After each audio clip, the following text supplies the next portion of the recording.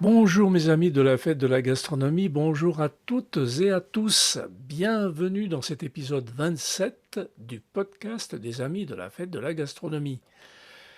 Le seul podcast qui parle de la fête de la gastronomie, mais on parle aussi de tas d'autres choses. Avant d'accueillir mes invités, je voudrais revenir un peu sur l'épisode 26 de ce podcast où la vigneronne Justine Vigne nous parle de ses vignes qu'elle cultive en biodynamie et de la manière dont elle élève ses jus dans des jarres en terre. Elle est dans le beau village de Richerinche, qui fait partie de l'enclave des Papes et qui est aussi capitale de la truffe, située dans le Vaucluse. Cet épisode est très intéressant car Justine Vigne est une jeune femme déterminée et passionnée. Si vous avez un coup de moins bien, un coup de blues, vous vous sentez pas bien, alors écoutez cet épisode 26, écoutez Justine, elle vous réconciliera avec votre environnement. Aujourd'hui, tout aussi intéressant, je reçois mes amis Marc et Guy du podcast Parler Cuisine. Vous savez maintenant que nous avons décidé de faire des épisodes en commun. En ce moment, nous avons toute une série autour des fromages belges. Et plus spécialement aujourd'hui, Guy nous parle du fromage de Romeden, des boulettes et cassettes de Nivelles, de la flamiche dinantaise, de la tarte aljotte, dite aussi tarte de l'ange, et des tartines que l'on appelle colos. Merci mes amis Marc et Guy. Guy, c'est à toi. Vous écoutez Parler Cuisine, le podcast qui vous aide à mieux cuisiner, avec Marc et Guy. Merci de nous retrouver pour ce volet suivant sur les fromages belges avec Claude Cara, Guy, et on va se régaler.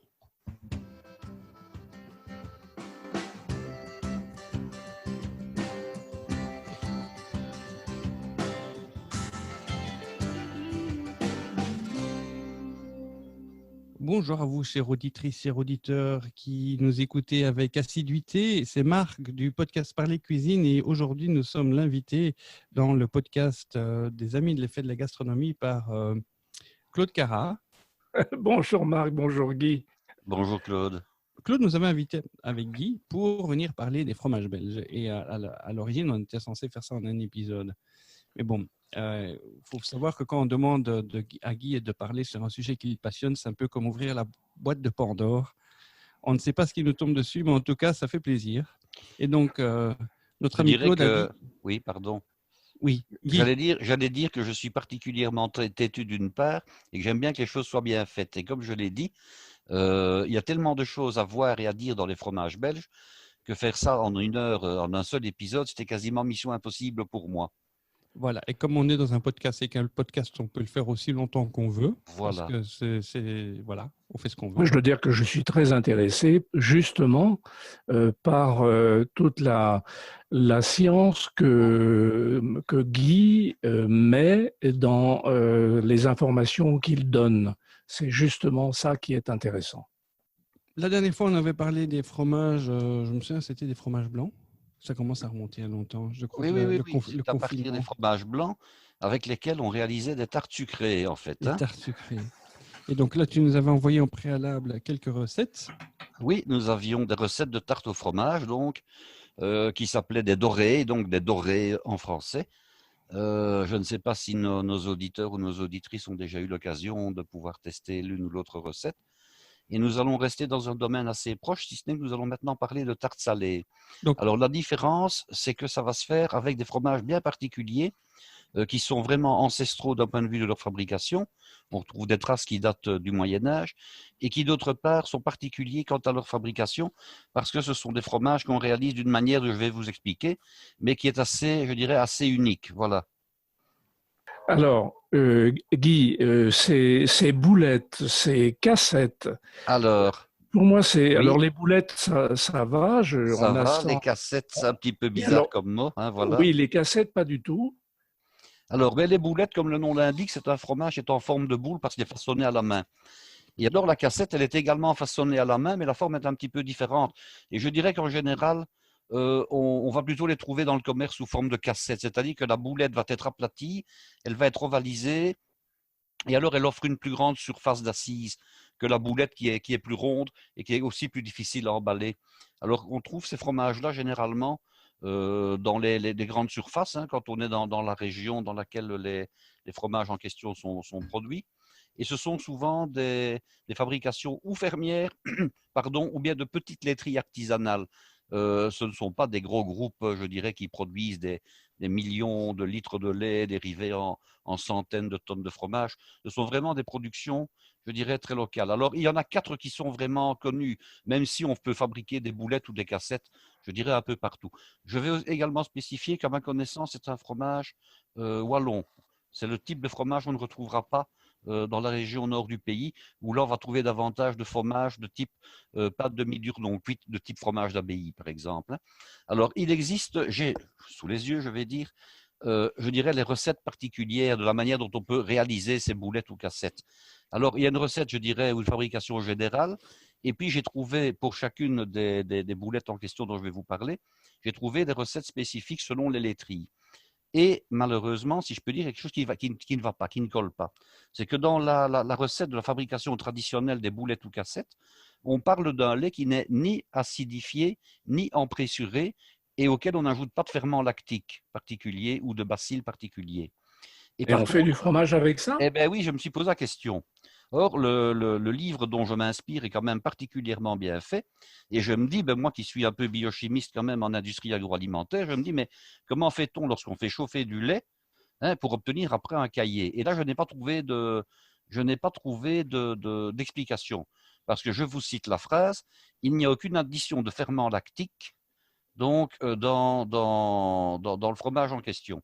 Alors, c'est pour ça que je ne vais pas vraiment vous donner la recette générale, je vais plutôt vous donner des recettes, je dirais, mais dans les grandes lignes, hein, je vous rassure tout de suite, hein, des recettes particulières pour un de ces fromages. Alors, il y en a Guy 4. étant dans l'enseignement, il sait comment reconnaître un cahier quand même, hein. Oui, voilà. Alors, il y en a 4 dans ces boulettes.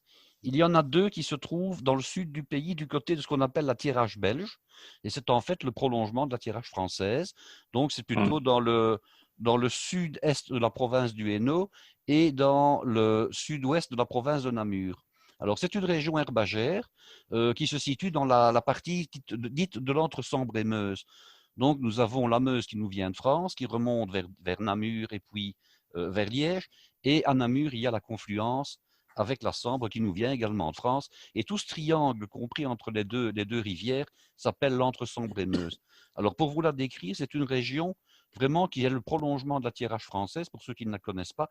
C'est une région où on va rencontrer beaucoup de vergers, beaucoup de pâtures. C'est un pays bocager, hein, même si maintenant, évidemment, le bocage a un petit peu disparu parce qu'on nous a incité à enlever les haies, mais c'est un pays qui est extrêmement bocager.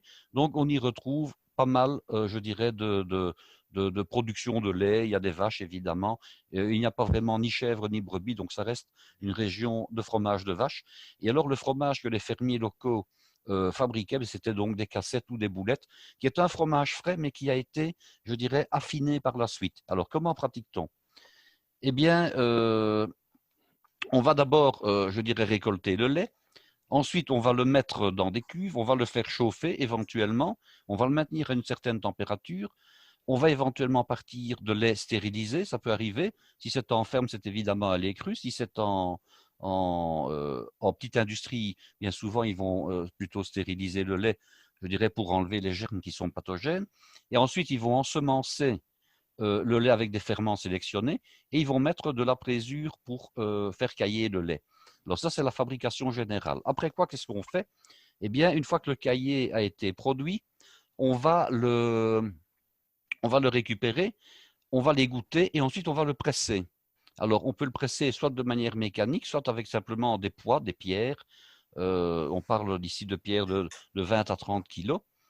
Et ensuite, on va remettre ce fromage qui a été pressé, on va le mettre dans des films plastiques. À l'origine, c'était dans des toiles, mais on va le remettre dans des films plastiques et on va le placer au réfrigérateur pendant environ une semaine, de manière à ce qu'il ne mûrisse pas, de manière à ce qu'il ne fermente pas.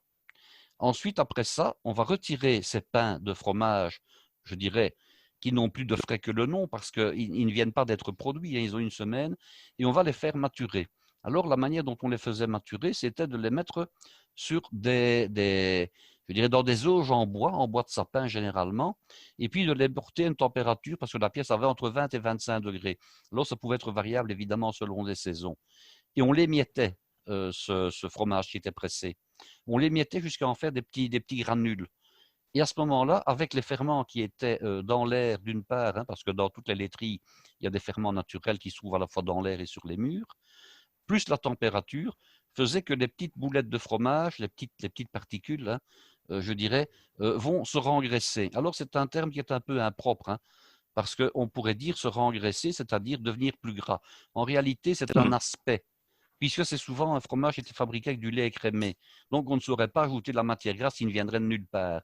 Par contre, au niveau de l'aspect, le fromage va devenir à certains endroits doré, il va changer de couleur, il va passer du blanc au doré, et il va devenir parfois un tout petit peu translucide comme ça. C'est tout simplement une flore bactérienne qui va se développer. Après quoi, il était vendu. Alors, il était vendu comment? Eh bien, on le réamalgamait à la main et on en faisait soit des boulettes, soit des cassettes. Il était salé, il était légèrement salé avant cela. On en faisait des boulettes ou des cassettes. On l'emballait dans un papier qui était généralement dans un papier blanc de type papier sulfurisé, mais en fait, c'est un simple papier blanc adapté à l'emballage du beurre, adapté à l'emballage du fromage.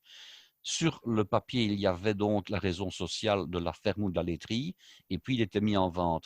Et alors, il est à faire remarquer que on ne mettait à maturer le cahier qu'au fur et à mesure des demandes. Pourquoi? Parce qu'une fois que le cahier avait été, je dirais, refermenté et était prêt à être consommé, il fallait le consommer. On ne peut pas dire qu'on allait le garder encore des semaines et des semaines. Donc, on laissait le fromage dans sa première forme au réfrigérateur et ensuite, à la demande, on préparait donc, je dirais, les boulettes en fonction de la vente qu'on avait. Ça, c'est je dirais, la technique, je dirais, la plus générale. Alors, on fabrique également donc ce fromage-là, non seulement dans la région Beaumont et Romeden, mais également la boulette de Huy et la boulette de Nivelles. Alors, la boulette de Huy, c'est une petite ville qui se trouve le long de la Meuse. C'est pas vraiment l'entre-Sambre-et-Meuse, ça, oui. Ah non, ce n'est plus du tout l'entre-Sambre et Meuse. Et alors, je vais vous dire, mais bon, où est-ce qu'on pouvait avoir de l'élevage dans ce coin-là? Alors, il faut savoir que du côté, je dirais, gauche de la Meuse, quand on se dirige vers les Pays-Bas, vous avez une région dont j'ai déjà parlé, qui est le plateau Esbignon ou l'ASB. Et ça, c'est une région de culture riche, puisque nous avons un socle de craie, avec au-dessus une épaisse couche de limon qui peut atteindre, je pense, jusqu'à 16 mètres d'épaisseur. C'est une région qui est très pauvre en rivière, et c'est une région comme la Beauce où on va cultiver des céréales. Donc, il n'y a pas de place pour les vaches. On est bien d'accord. Alors, les vaches, où va-t-on les retrouver? On va en retrouver un tout petit peu dans la vallée de la Meuse, mais on va surtout en retrouver à l'est de la Meuse, donc sur la rive droite. Et là, il y a une région qui s'appelle le Condro. Alors, le Condro, c'est une région de moyen plateau, d'à peu près 300, 250, 300 mètres d'altitude, et qui a ce qu'on appelle un relief appalachien. Et ça, c'est extrêmement intéressant pour la suite des explications. Alors, un relief appalachien, ça tire son nom de la région des Appalaches aux États-Unis. C'est un relief en forme de tôle ondulée, comme ça. Et pour ceux qui connaissent bien la Nationale 4 qui relie Namur au Luxembourg, en passant par Arlon, eh bien, on a un véritable jeu de montagne russe parce que la route, je dirais, épouse quasiment les formes du terrain. Donc, on a des vallées qui sont suivies immédiatement 500 mètres plus loin d'une côte, on a de nouveau une descente et on a ça à plusieurs reprises. Alors, en fonction de cette région… La Nationale 4 en Belgique, c'est l'équivalent de la Nationale 7 en France. C'est l'équivalent de la Nationale 7 en France, c'est la route qui va vers le midi. Et c'est équivalent un petit peu de la route 66 aux États-Unis. Pourquoi? Parce que c'est une route qui est mythique. Elle est un petit peu devenue désertique depuis qu'on a créé une autoroute. Et alors, il s'y trouvait comme ça au bord de la Nationale 4 des restaurants, des guinguettes, des cafés, des bars, des friteries, des garages. Tu as commencé à travailler, non? Et j'ai travaillé là-bas également dans une hôtellerie qui s'appelait l'hôtellerie de la Barrière de Champlon, à 500 et quelques mètres d'altitude, qui était un ancien péage, en réalité un relais de poste et un péage. Et c'était la route qui reliait tout simplement Bruxelles à Luxembourg, je dirais, sous l'ancien régime. Tous les riches de Belgique allaient planquer leur fric au Luxembourg. À Luxembourg, il y avait une belle clientèle qui prenait de pastage. Prenait la route là. Alors, quand il y avait une hôtellerie renommée, en plein milieu de la forêt d'Ardennes, pas loin de Saint-Hubert, connu pour son gibier, connu pour tout ce qui pouvait s'y trouver, ses charcuteries. Pour son sein, surtout. Comment? Saint-Hubert est connu pour son sein. Oui, tout à fait. Alors, je continue. Donc, il y a donc cette fameuse région du Condro. Et alors, qu'est-ce qui se passe? Eh bien, il y a 3 types de choses qu'on y rencontre d'un point de vue agriculture. Au-dessus, sur les côtes, ce sont souvent des bois, des forêts. Alors, à mi-pente, ce sont souvent des cultures, mais il y en a relativement peu. Parce que c'est une région où il y a à la fois du schiste et du grès. Et quand le schiste se désagrège, il redevient de l'argile. Et il va se rassembler, le schiste, il va faire des alluvions dans les vallées. Et quand on a de l'argile dans une vallée, c'est toujours des terrains qui sont humides et qui sont lourds, donc propices à y mettre quoi? Bien, à y mettre tout simplement du bétail. Voilà. Alors, il y a dans ce coin-là une race de bêtes particulière qui est élevée. C'est ce qu'on appelle le blanc-bleu belge. Alors, pour ceux qui ne connaissent pas le blanc-bleu belge, c'est une bête qui, par, je dirais, une caractéristique génétique, a une propension à être particulièrement musclée, hein, et qui est extrêmement maigre, qui est viandeuse. C'est la race viandeuse par excellence en Belgique. Alors, beaucoup de mauvaises langues, en France en l'occurrence, parce que je suis déjà allé au salon d'agriculture en France, écoutez ce qu'on en disait. Ah, ça, ce sont des bêtes qu'on a piquées aux hormones. Ben non, pas du tout. Ce ne sont pas du tout des bêtes piquées aux hormones parce que elles ont tout simplement une protéine qui n'est pas exprimée et c'est ça qui leur donne leur caractère tout simplement de race viandeuse extrême. Voilà, tout ça c'est pour le petit mot.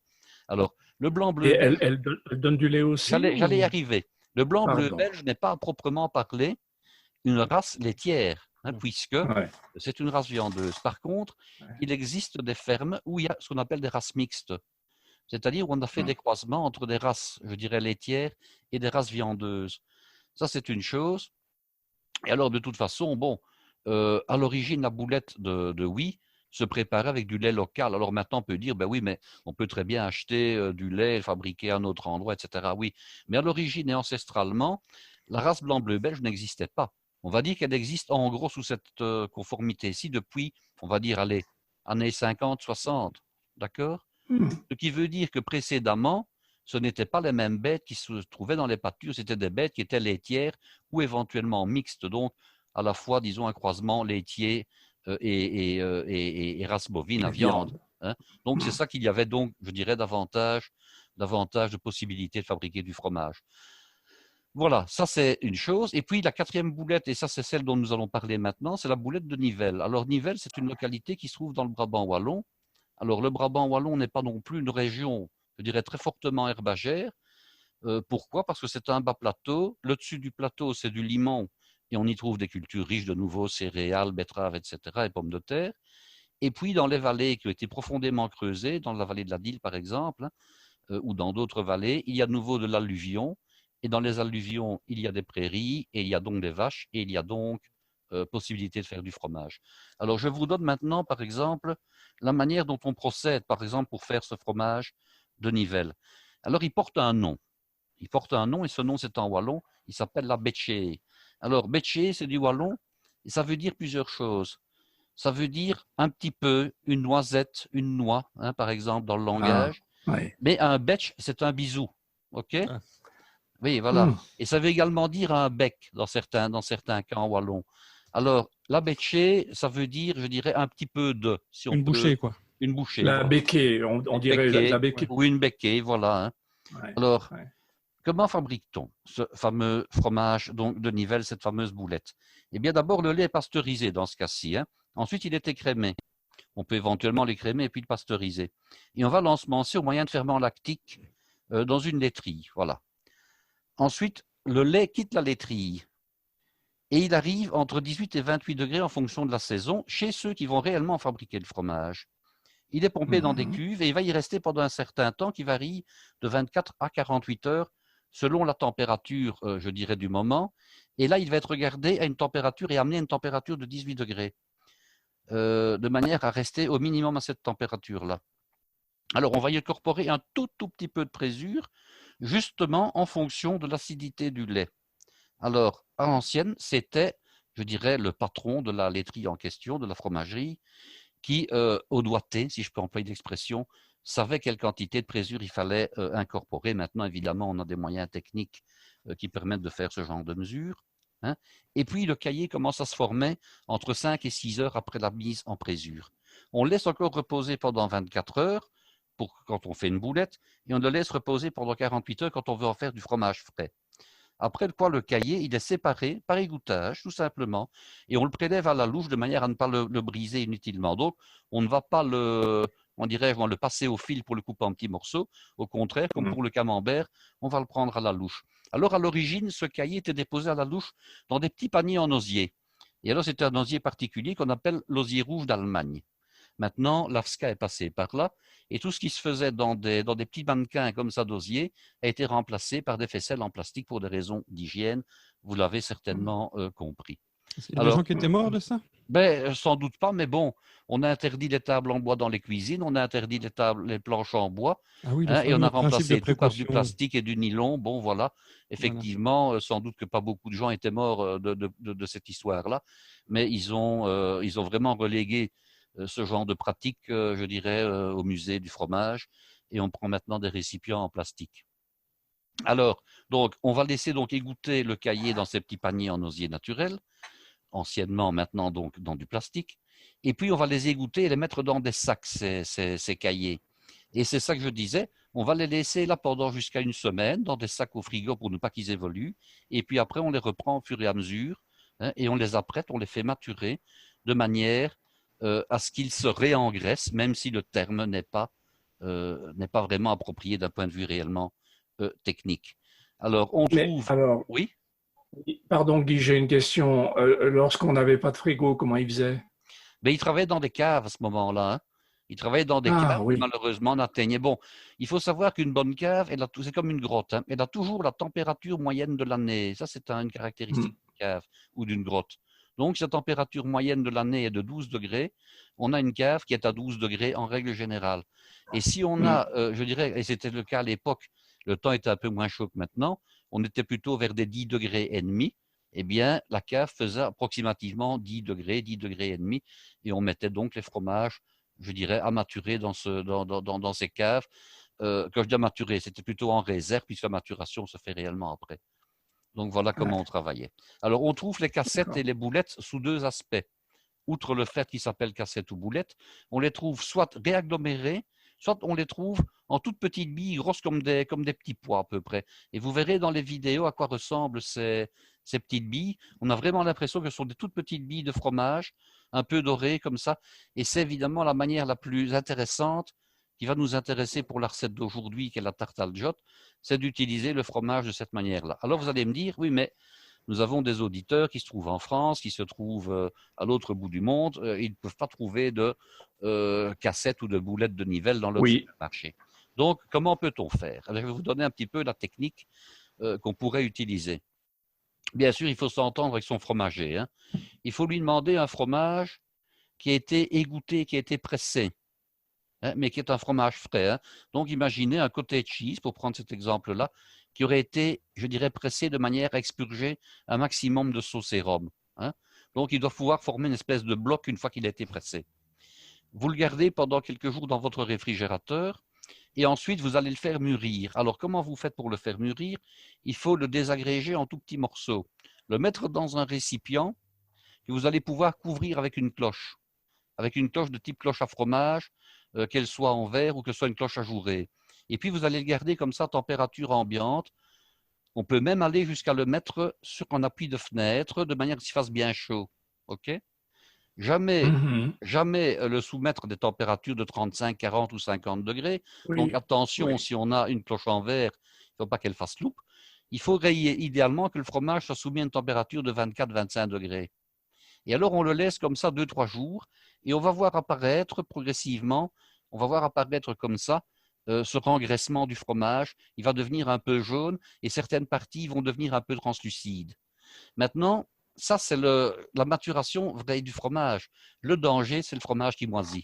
Parce qu'évidemment, en aucun cas, le fromage ne peut moisir. C'est pas de la fleur qu'on appelle ça. Non, il ne faut pas. Oui, mais on peut avoir de la fleur qui vient de se mettre, mais on peut également avoir des moisissures parasites qui sont simplement véhiculées par l'air hein, ou les poussières et qui sont des moisissures bleues, des moisissures vertes, etc., qui évidemment ne sont pas du tout souhaitables. Donc voilà comment on peut faire, c'est rengraisser son fromage. Mais ce n'est pas évident à faire si on ne l'a jamais fait et si on n'est pas habitué. Bon, ma grand-mère, elle rengraissait son fromage à l'entrée de sa cave, pas dans la cave. Hein, à l'endroit où sa cave commençait, mais au-dessus des escaliers. Elle avait une étagère et elle mettait son fromage à rengraisser à cet endroit-là. Voilà. Mhm. Alors, vous allez me dire, ben, est-ce qu'on peut remplacer ce fromage-là par un autre? Ben, je dirais qu'à ma connaissance, non, parce que ce fromage-ci a vraiment, je dirais, un processus d'élaboration qui lui est propre, et le remplacer par un autre ne donnera pas les mêmes résultats. Donc, Ouais. je ne peux conseiller qu'une chose, c'est que ceux qui ont vraiment envie de faire de la tarte al jot, ben, soit ils essaient de le faire comme je viens d'expliquer, soit ils viennent chercher le fromage en Belgique, ou bien ils vont dans une crèmerie qui en posséderait, mais je pense que hors de la Belgique, c'est assez difficile à trouver. Peut-être éventuellement dans le nord de la France, on va fabriquer un fromage de ce type-là. Alors, ça se fait donc à Nivelles. Alors, à Nivelles, évidemment, qu'est-ce qu'on peut voir, qu'est-ce qu'on peut y faire? La tarte al jot est une véritable institution depuis des siècles et je vais vous en parler. Alors, la ville de Nivelles a ce site particulier, c'est qu'elle elle a à sa disposition dans le centre-ville, je crois que c'est une des plus belles et en tout cas une des plus grandes églises romanes de Belgique. Et cette église romane de Belgique, c'est déjà la 5e du lieu. Alors, Nivelles est une ville qui est très riche d'un point de vue histoire parce que c'est le berceau des Pipinides. Est-ce que ça vous dit quelque chose, Claude? De quoi? Les Non. Pipinides. Alors, vous l'ignorez peut-être, mais toutes les généalogies des rois de France, ou quasiment toutes, sont originaires de Belgique. Hein. Alors, ça a commencé avec les Ah. Mérovingiens, puisque Clovis, qui est votre premier roi qui a été baptisé à Reims par Saint-Rémy, eh bien, sa première capitale, il était des régions de la Belgique actuelle, c'était un franc, donc c'était un germain, mais Clovis avait installé sa première capitale à Tournai. Oui. Tournai Ah qui est, oui. je dirais, une ville qui dépendait ou qui a dépendu à un moment donné de la France, mais c'est en Belgique de toute façon. Donc, Non. Clovis, Mhm. c'est Tournai. Clovis, c'est le fils de Childéric. Childéric, dont on a retrouvé le trésor au XVIIe siècle et qu'à l'époque, un gouverneur a cru intelligent de donner à Louis XIV. Donc, le trésor de la tombe de Childéric est parti à Paris. Après la Révolution française, il était conservé, je pense, à la Bibliothèque nationale. Si vous tapez ça sur Wikipédia, vous trouverez tout. Et puis des voleurs sont arrivés, ils ont piqué les pièces du trésor et ils les ont fondues. Comme quoi que c'est un peu comme si maintenant on prenait, je dirais, le masque de Toutankhamon et qu'on le faisait fondre pour récupérer de l'or. Vous voyez un petit peu le bazar. Hein. Oui, oui. Et lors de Ouais. son sacre, Napoléon avait mis sur son manteau de sacre en velours rouge, il avait mis toutes les cigales qui se trouvaient, donc les petites cigales en or qui se trouvaient dans le trésor du roi Childéric. Et on n'en a plus gardé que 3 qui nous sont parvenus. Toutes les autres ont été fondues par les voleurs. On suppose qu'ils les ont fondues. Ou les Donc, villas. Tournai était donc la capitale des Francs et le lieu de naissance de Clovis. Et puis Nivelles, c'est de là qu'est issu les Pipinides, ou que sont issus les Pipinides, dont le premier, je dirais, porteur du nom, c'est Pépin de Landenne. Et ultérieurement, les Pipinides vont donner les Carolingiens, donc Charlemagne, et toute la lignée des rois français issus de Charlemagne. Donc, Donc les voilà, Pépin le Mhm. Bref et tout le Pépin le bazar. Bref, Pépin de Herstal, Pépin de Landenne, il y a même Pépin le Bossu, il existe aussi. Donc les Il n'y a Pipinides, pas Pépin de raisin, non? non pas Pépin de Raisin, les Pipinides sont donc originaires de Nivelles. Alors qu'est-ce qui va se passer? Eh bien, le premier de ces Pipinides, qui s'appelle Pépin de Landenne, va épouser une princesse française, une princesse d'Aquitaine, qui s'appelle Hit. Et Hit et lui vont avoir 3 enfants. Ce sont les filles qui nous intéressent. Il va y avoir Gertrude l'aînée et il va y avoir Sainte-Bègue la cadette. Alors, Hit va décider, à la mort de son mari, de créer un monastère à Nivelles. En réalité, elle va transformer le palais, je dirais, le palais qu'ils occupaient en monastère, et elle va placer sa fille à la tête donc, de l'abbaye. Alors, il faut savoir qu'à Nivelles, c'était une abbaye un peu particulière. Elle avait un double régime. À la fois, il y avait des hommes et il y avait des femmes. Alors, au début, il y avait un abbé qui s'occupait donc de la présidence du monastère masculin et Sainte Gertrude de la présidence du monastère féminin dont elle était l'abbesse. Et puis, très rapidement, je dirais que l'ordre va rester double, mais ce sont les abbesses qui vont être, je dirais, les supérieurs des 2 ordres masculin et féminin, ce qui est relativement rare au Moyen Âge, en tout cas dans ce sens-là. Et on le retrouve en Allemagne avec Hildegard von Bingen, que vous avez peut-être, je Oui, dirais, dans votre tête, qui était oui. donc l'abbesse d'un monastère en Allemagne, qui était également un monastère où il y avait à la fois des hommes et des femmes. Alors, je vous parlais de cette collégiale de Nivelles qui est extrêmement intéressante. C'est une des plus grandes, je dirais, églises romanes du monde. qui est subsistée jusqu'à nous. Elle fait plus de 100 mètres de longueur et elle a deux chœurs. Elle a un chœur à l'est, comme c'est, je dirais, l'habitude, au soleil levant, mais elle a également un chœur à l'ouest qu'on appelle le West Bow, et elle suit en cela les églises ottoniennes allemandes. Alors pourquoi? Il y a en Belgique deux grands styles romans. Il y a ce qu'on appelle le style scaldien, qui est le style des rives de l'Escaut, qui est plutôt le style nord-français du style roman. Et puis vous avez à l'est de l'Escaut tous les territoires qui faisaient partie du Saint-Empire romain germanique et qui ont appliqué le style roman rhéno-mosan, donc le style qu'on retrouve le long des rives du Rhin et ici, dans ce cas-ci, pas loin des rives de la Meuse. Et l'abbaye de Nivelles avait donc fait construire, bien sûr, après Sainte-Gertrude, ici on remonte au XIIe siècle, une immense église abbatiale qui est arrivée jusqu'à nous. Malheureusement, les bâtiments abbatiaux, eux, ont été détruits au cours des ans. Alors, il y a eu une grande polémique dans les années 80. Pourquoi? L'église a été remaniée à plusieurs reprises et au moment, je dirais, du style gothique, on a, je dirais, installé une immense flèche qui plus tard a été remplacée par une flèche en métal. Et lors de la guerre de 1940, les Allemands ont bombardé la ville de Nivelles. Énormément de maisons ont été détruites, mais également la collégiale qui a pris feu. Alors, la flèche a donc disparu au début de la guerre de 1940. Et puis, dans les années 80, on a décidé de reconstruire tout ça. Et l'architecte des monuments historiques qui s'occupait de la chose suivait plutôt les principes de Viollet-le-Duc. Alors, Viollet-le-Duc, il avait comme principe de dire on va restaurer, y compris de manière à des choses qui n'ont jamais existé. Donc, si c'est un bâtiment de style roman, on va véritablement le restaurer roman, même s'il n'a jamais été conçu de cette manière-là. Et si c'est un bâtiment de style gothique, on a plusieurs exemples en Belgique qui ont été faits comme ça. Et en France, vous avez Carcassonne. Carcassonne, que l'on voit actuellement, ne ressemble pas à la Carcassonne qu'elle était au Moyen-Âge. Hein, parce qu'il n'y avait pas de toit en poivrière ou très peu. Eh bien, ici, on a soumis 3 projets aux habitants de Nivelles. Soit on reconstruisait le West Bow sans tour, soit on reconstruisait avec une tour gothique, soit on remettait une tour de style roman.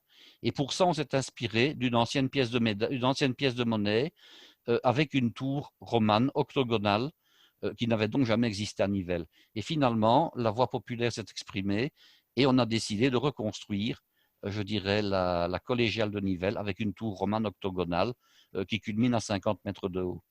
Alors, qu'est-ce qu'on peut voir dans cette collégiale? On peut voir le sous-sol archéologique. Et dans le sous-sol archéologique, on va retrouver les traces des 5 églises qui ont précédé l'église actuelle. Donc, il y a une église dont on a la trace depuis le 7e siècle. On y trouve des tombeaux. On y trouve entre autres le tombeau de la première femme de Charlemagne. Et on y retrouve également le tombeau de la petite fille de Hugues Capet, plus les tombeaux de toute une série d'abbesses. Donc, ça vaut la peine de visiter ce sous-sol archéologique si on y va. Il y a également un trésor. Alors, il faut savoir que le trésor, qui est très riche, qui se trouve aussi dans le West Bow, il y avait la chasse de Sainte-Gertrude. Malheureusement, au moment où la guerre a commencé, c'était une chasse de style gothique extrêmement riche, extrêmement raffinée. Si vous allez voir sur Internet, vous trouverez une copie qui se trouve. Je ne sais plus si c'est au musée de l'Ermitage ou bien à Moscou, dans le musée Pouchkine ou quelque chose comme ça.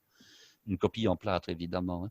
Au moment où la guerre a commencé, on avait l'intention de mettre la chasse dans une niche et on n'a pas réussi à recéler, à recimenter la niche au moment où une bombe s'est écrasée sur, je dirais, le clocher de la collégiale.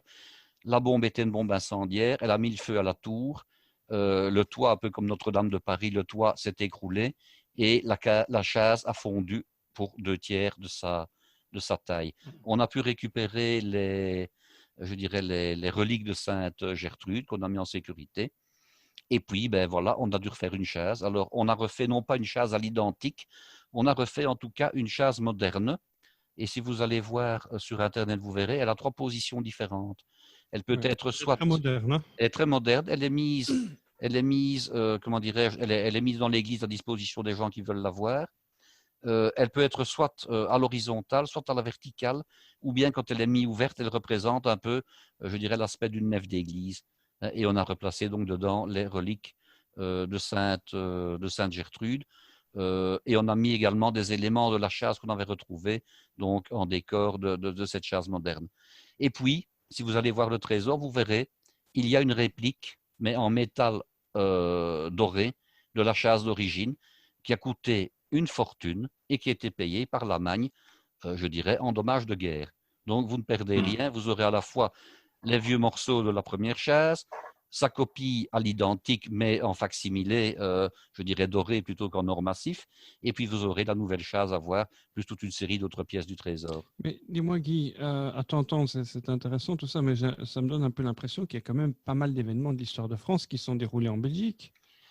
Mais disons que la Belgique et la France ont toujours été très proches d'une Surtout part. dans le Brabant wallon, quoi. Oui, ont toujours été très proches. Maintenant, la région qui est la plus impactée, ou qui était la plus impactante pour le Royaume de France, c'était la Flandre, hein, puisque la Flandre dépendait réellement de la France, je dirais, jusqu'à l'époque de Charles Quint.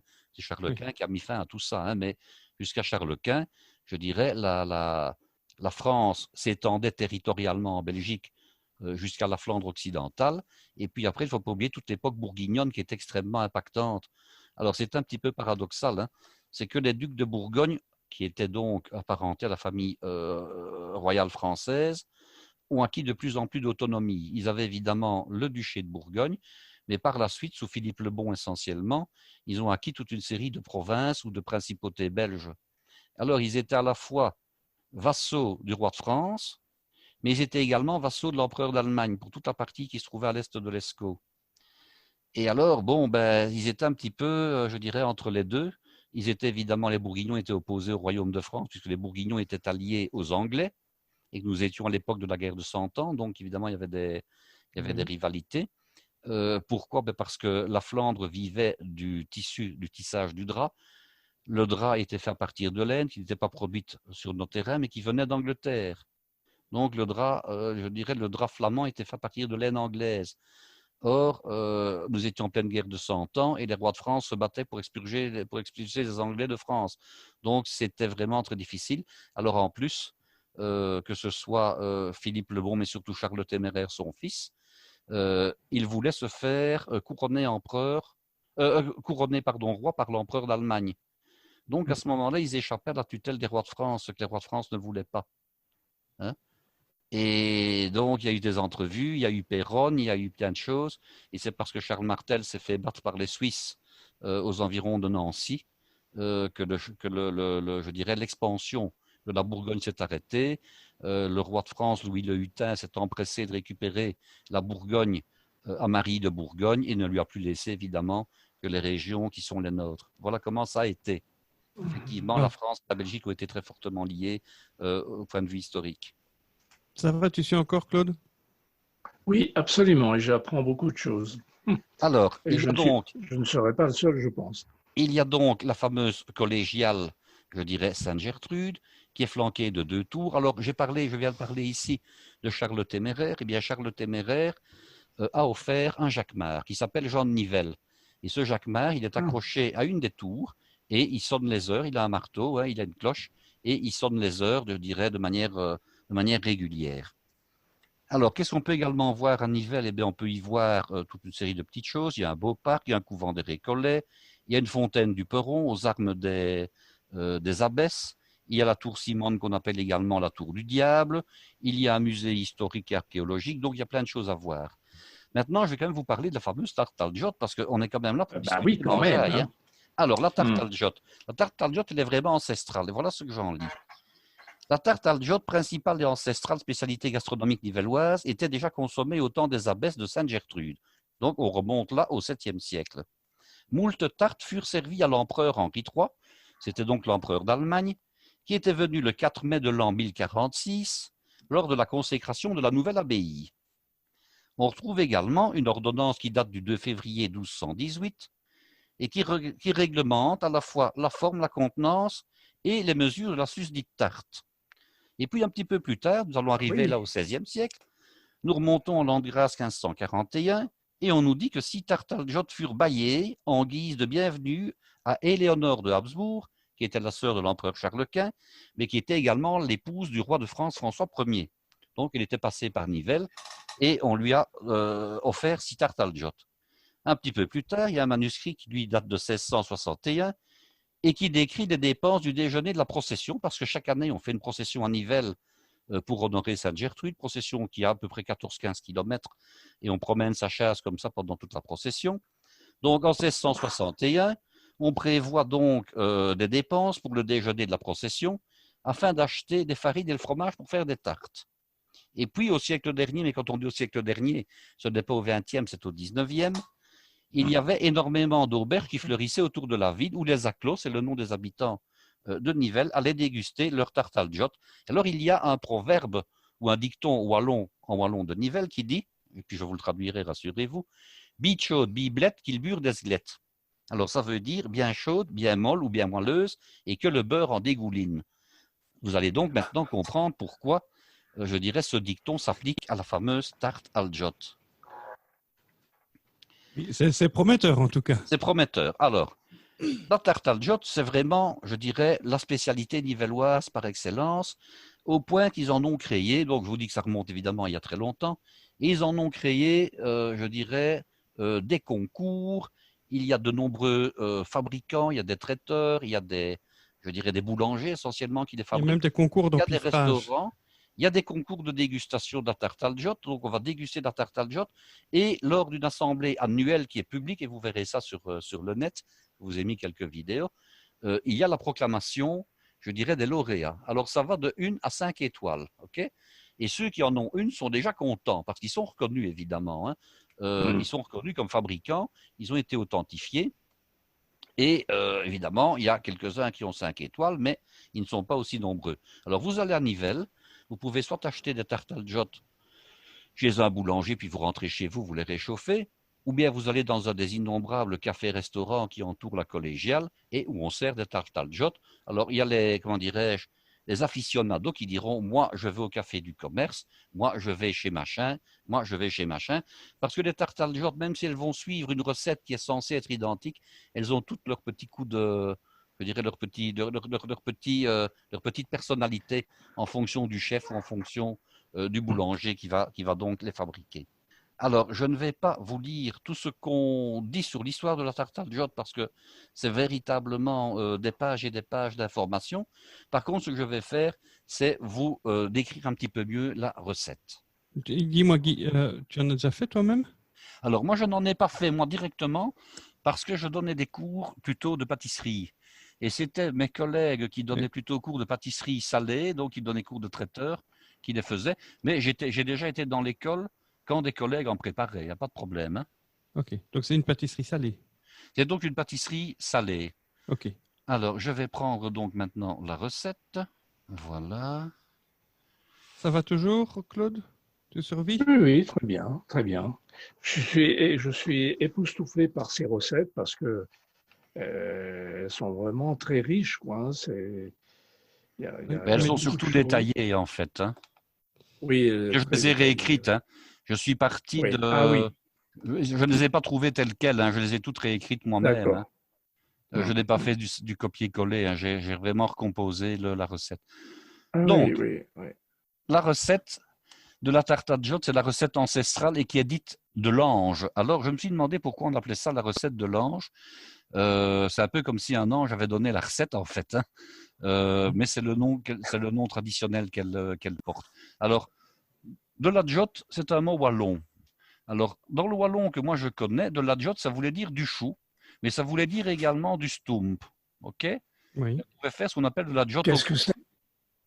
Alors, le stump, S-T-O-U-O-E-M-P. T'as pas écouté tous nos épisodes? Tous nos épisodes. En fait, épisodes sur le Stump. Oui, pardonnez-moi. alors, si je veux expliquer ce que c'est le stump, je dirais c'est une potée. Voilà. Alors, D'accord. c'est une potée dans laquelle on cuit un légume au choix, mais pas n'importe lequel, des pommes de terre. Mhm.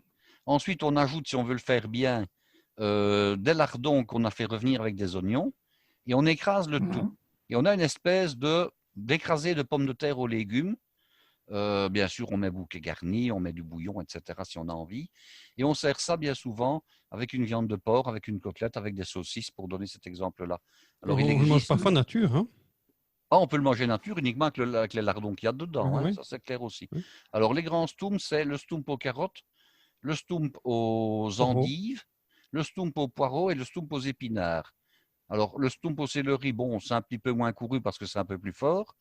Mais c'est vrai que le stump, carottes, poireaux, épinards, endives, ce sont les stumps les plus.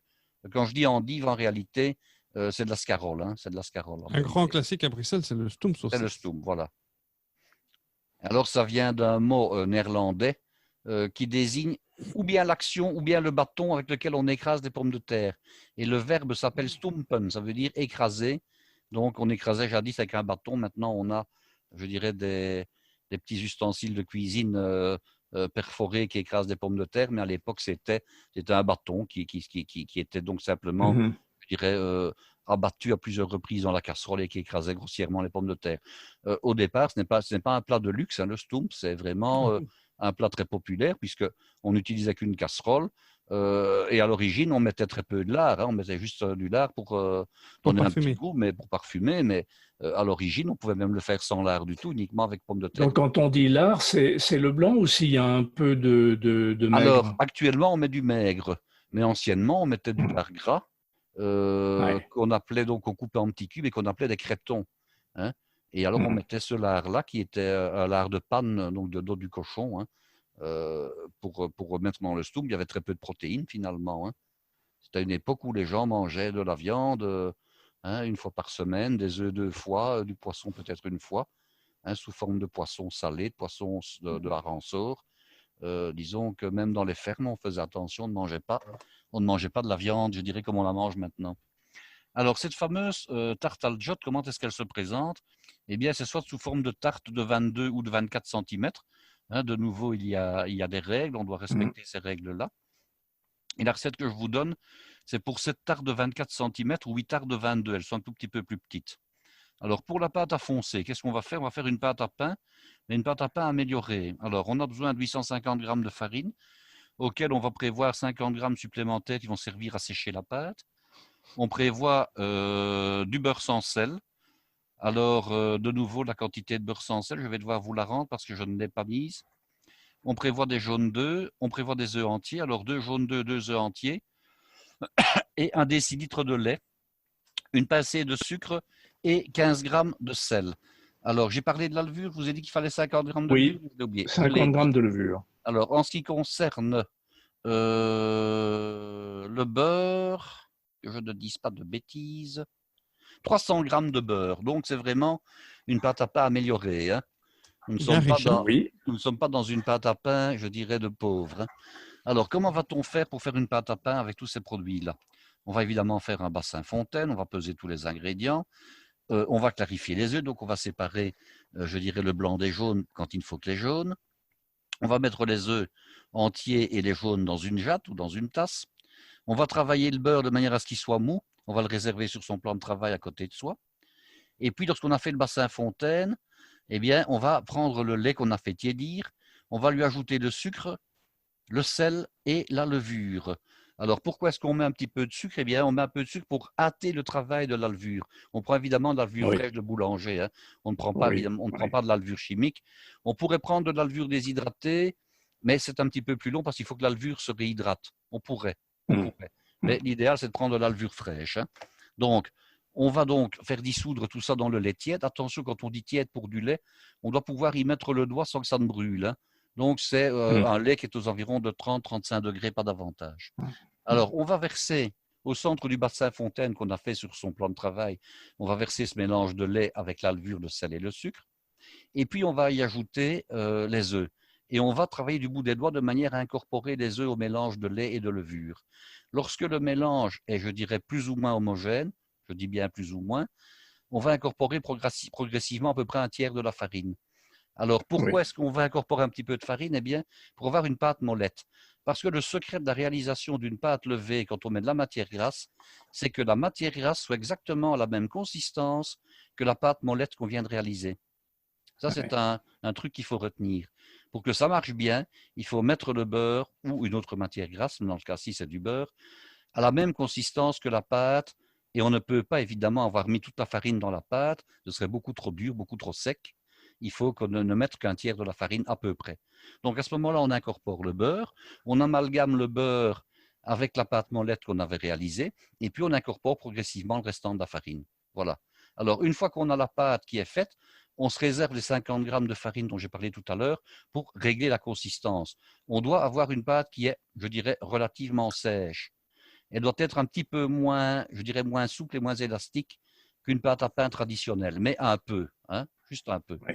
Alors, on va donc faire à ce moment-là, je dirais, le nombre de pâtons qu'on a envie, soit des pâtons pour faire donc 8 tartes ou en faire 7. Ça dépend des tailles de moule qu'on a.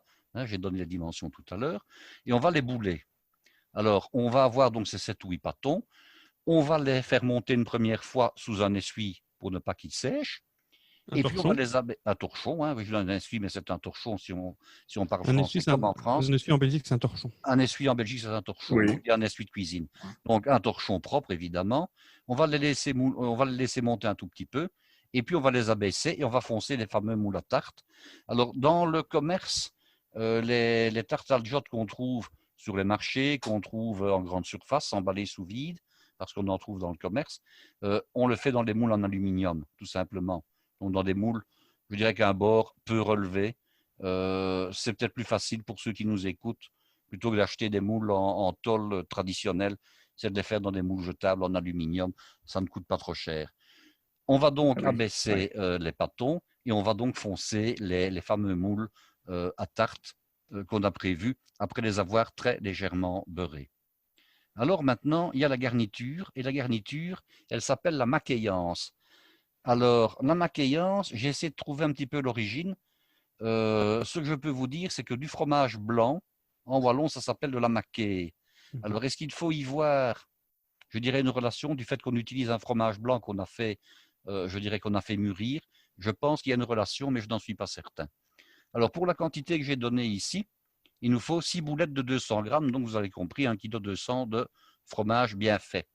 Alors, le mot bien fait a son importance. S'il n'est pas fait assez, la tarte va être sèche. Et s'il est trop fait, le fromage va acquérir un goût piquant et il va se liquéfier, ce ne sera pas bon.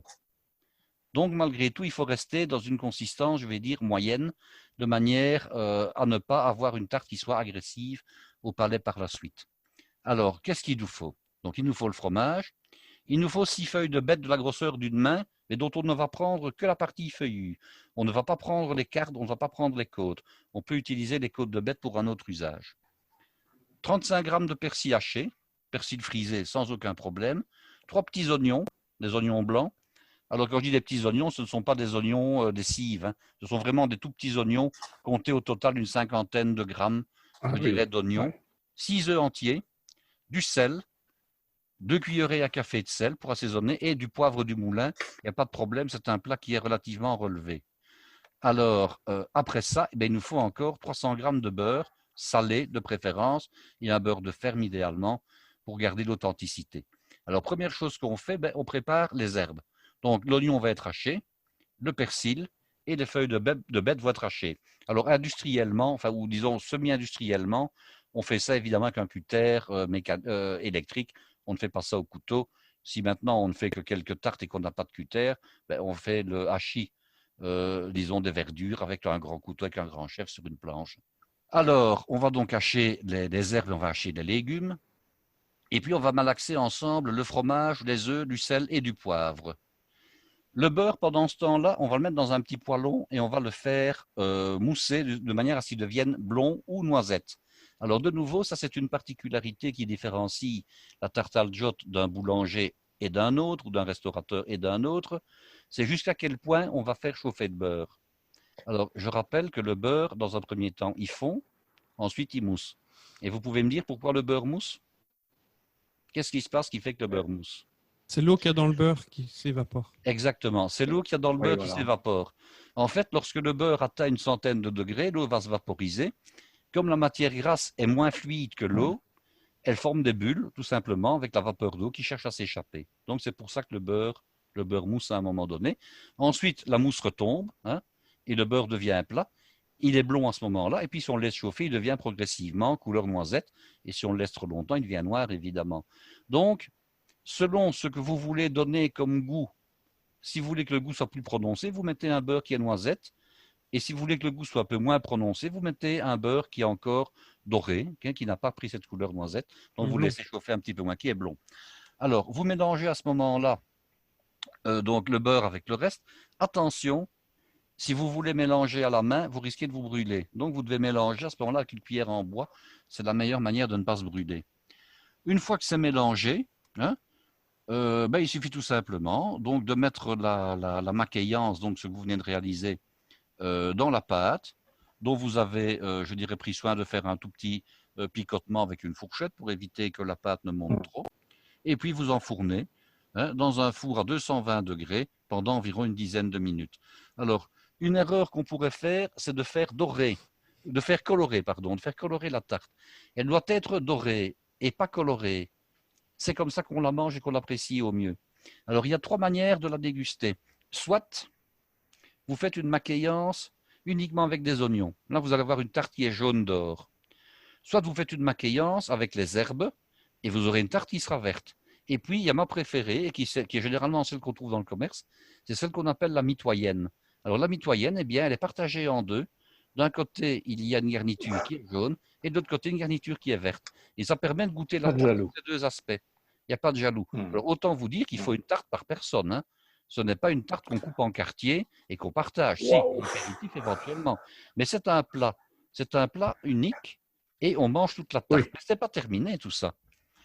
Au Ah, moment où la tarte sort du four, on doit encore prévoir l'équivalent de 50 grammes de beurre par personne. De nouveau, du beurre salé. Beurre de ferme et du beurre salé. Alors, on prend donc, et dans tous les restaurants où on vous sert la tarte à nivelle, on vous mettra un beurre avec du beurre. Hein. Donc, vous devez à ce moment-là, comme la tarte sort du four, faire fondre le beurre à la surface de la tarte. Et avec votre fourchette, vous piquez verticalement dans toute la tarte, de manière à faire entrer le beurre dans les petits trous que la fourchette va faire. C'est une tradition à laquelle on n'échappe pas. Et alors, de nouveau, il y a un dicton à Nivelles qui dit ceci. En ruetine à une cloche du bure, parce qu'à Nivelles, on n'a jamais stronné avec du bure. Alors, qu'est-ce que ça veut dire hein? Je l'ai traduit en français. Ne regardez pas une noix de beurre, parce qu'à Nivelles, on ne s'est jamais étranglé avec du beurre. Voilà, tout simplement ce que ça veut dire. Mais dis-moi, il ne serait pas passé par Nivelles, Joël Robuchon? Ah, j'en sais rien, mais en tout cas, à Nivelles, on sait manger. Hein. Oui. Alors, qu'est-ce qu'on va boire avec tout ça? Parce que ça, c'est bien. Ah C'est oui, bien oui, de il dire, faut bon, faire descendre. Hein. il faut faire descendre. Il faut rincer tout Alors, ça. traditionnellement, on boit une bière brune de type Chimay, hein, pour prendre une bière d'abbaye. On peut également boire une bière locale, parce qu'il y a une bière locale, bien sûr, qui s'appelle la Jean de Nivelles, ou bien un vin rouge corsé. Mais j'écoutais la vidéo d'un président donc, de la fameuse Jurade, de la fameuse guilde qui goûte les tartes chaque année, hein, pardon, et qui disait que lui, il préfère un vin blanc sec pour accompagner donc la tarte à l'jotte. Donc vous voyez qu'on peut vraiment faire ce qu'on veut. Il n'y a qu'une chose qui est sûre, c'est qu'on ne boira pas du sauterne avec la tarte à l'jotte, évidemment. Hein. Non. Mais une bière Non. brune, un vin rouge corsé, un vin blanc sec, pas de problème, ça passe. Alors, Claude, si un jour vous décidez de débarquer en Belgique, je pense que j'irai vous conduire à Nivelles manger de la tarte à l'jotte. Hein. Ah oui, avec grand plaisir. Maintenant, si J'avoue vous que avez j'aurais des une- bêtes dans votre jardin, vous pouvez aussi faire l'essai Oui, de faire une tarte avec des bêtes, mais on ne prend vraiment que la partie feuille de la bête. Hein. On ne prend pas la partie, j'ai bien compris, la on ne prend partie pas le côte. blanc. Hein. Oui. Oui, on ne Alors, prend pas les côtes ni la carte du milieu. non, voilà. Alors, qu'est-ce qu'on trouve également comme recette à partir, je dirais, de cette fameuse betché, donc qui est le fromage blanc qu'on trouve dans la région de Nivelles. Alors, on trouve également les doubles nivelloises. Alors, les doubles nivelloises, qu'est-ce que c'est? Ce sont des crêpes. Et traditionnellement, on consomme les tartes à l'jotte en été et on consomme les doubles en hiver. Pourquoi? Parce qu'on a besoin donc d'herbes fraîches, on a besoin des feuilles de bête, on a besoin du persil, qu'on trouve évidemment plus facilement en la belle saison plutôt qu'en plein hiver. Donc, on a remplacé la tarte à l'jotte qui permet toujours de consommer le fromage, mais sous une autre forme avec des crêpes salées. Alors, ici, je vais vous donner des proportions pour 4 personnes. Et c'est une pâte à crêpes qui ressemble un petit peu à la pâte des galettes qu'on trouve en Bretagne parce qu'elle est faite à partir de farine de blé noir, donc du sarrasin. On a besoin donc de 500 grammes de farine de blé noir, d'un demi-litre de lait entier, de 2 œufs, de 10 grammes d'huile et d'une bonne pincée de sel. Alors, on doit d'abord commencer par faire bouillir le lait, c'est du lait entier. Hein. On fait bouillir le lait et ensuite on le laisse tiédir. Pendant ce temps-là, on bat les œufs, on tamise la farine dans un cul de poule, on mélange les œufs avec le lait, l'huile et le sel hein, pour que ça se dissolve. Et ensuite, on incorpore progressivement, je dirais, à la farine, mais en 3 fois. Alors, on incorpore toujours le liquide à la farine de sarrasin en plusieurs fois et non pas en une seule fois, de manière à permettre une meilleure réhydratation du sarrasin et une meilleure absorption par Ouais. le sarrasin du liquide. Ça, c'est comme Pour ça qu'on enlever fait les les crêpes. grelots. C'est comme ça qu'on Ouais. fait les crêpes en Bretagne, si ce n'est qu'eux, ils ne mettent pas du lait, ils mettent de l'eau, tout simplement. Alors, une fois que la pâte a été faite, bon, on la rajuste éventuellement au niveau de la consistance avec un tout petit peu d'eau. Hein. Ça peut se faire si, par exemple, on trouve qu'elle est un petit peu trop épaisse. Hein.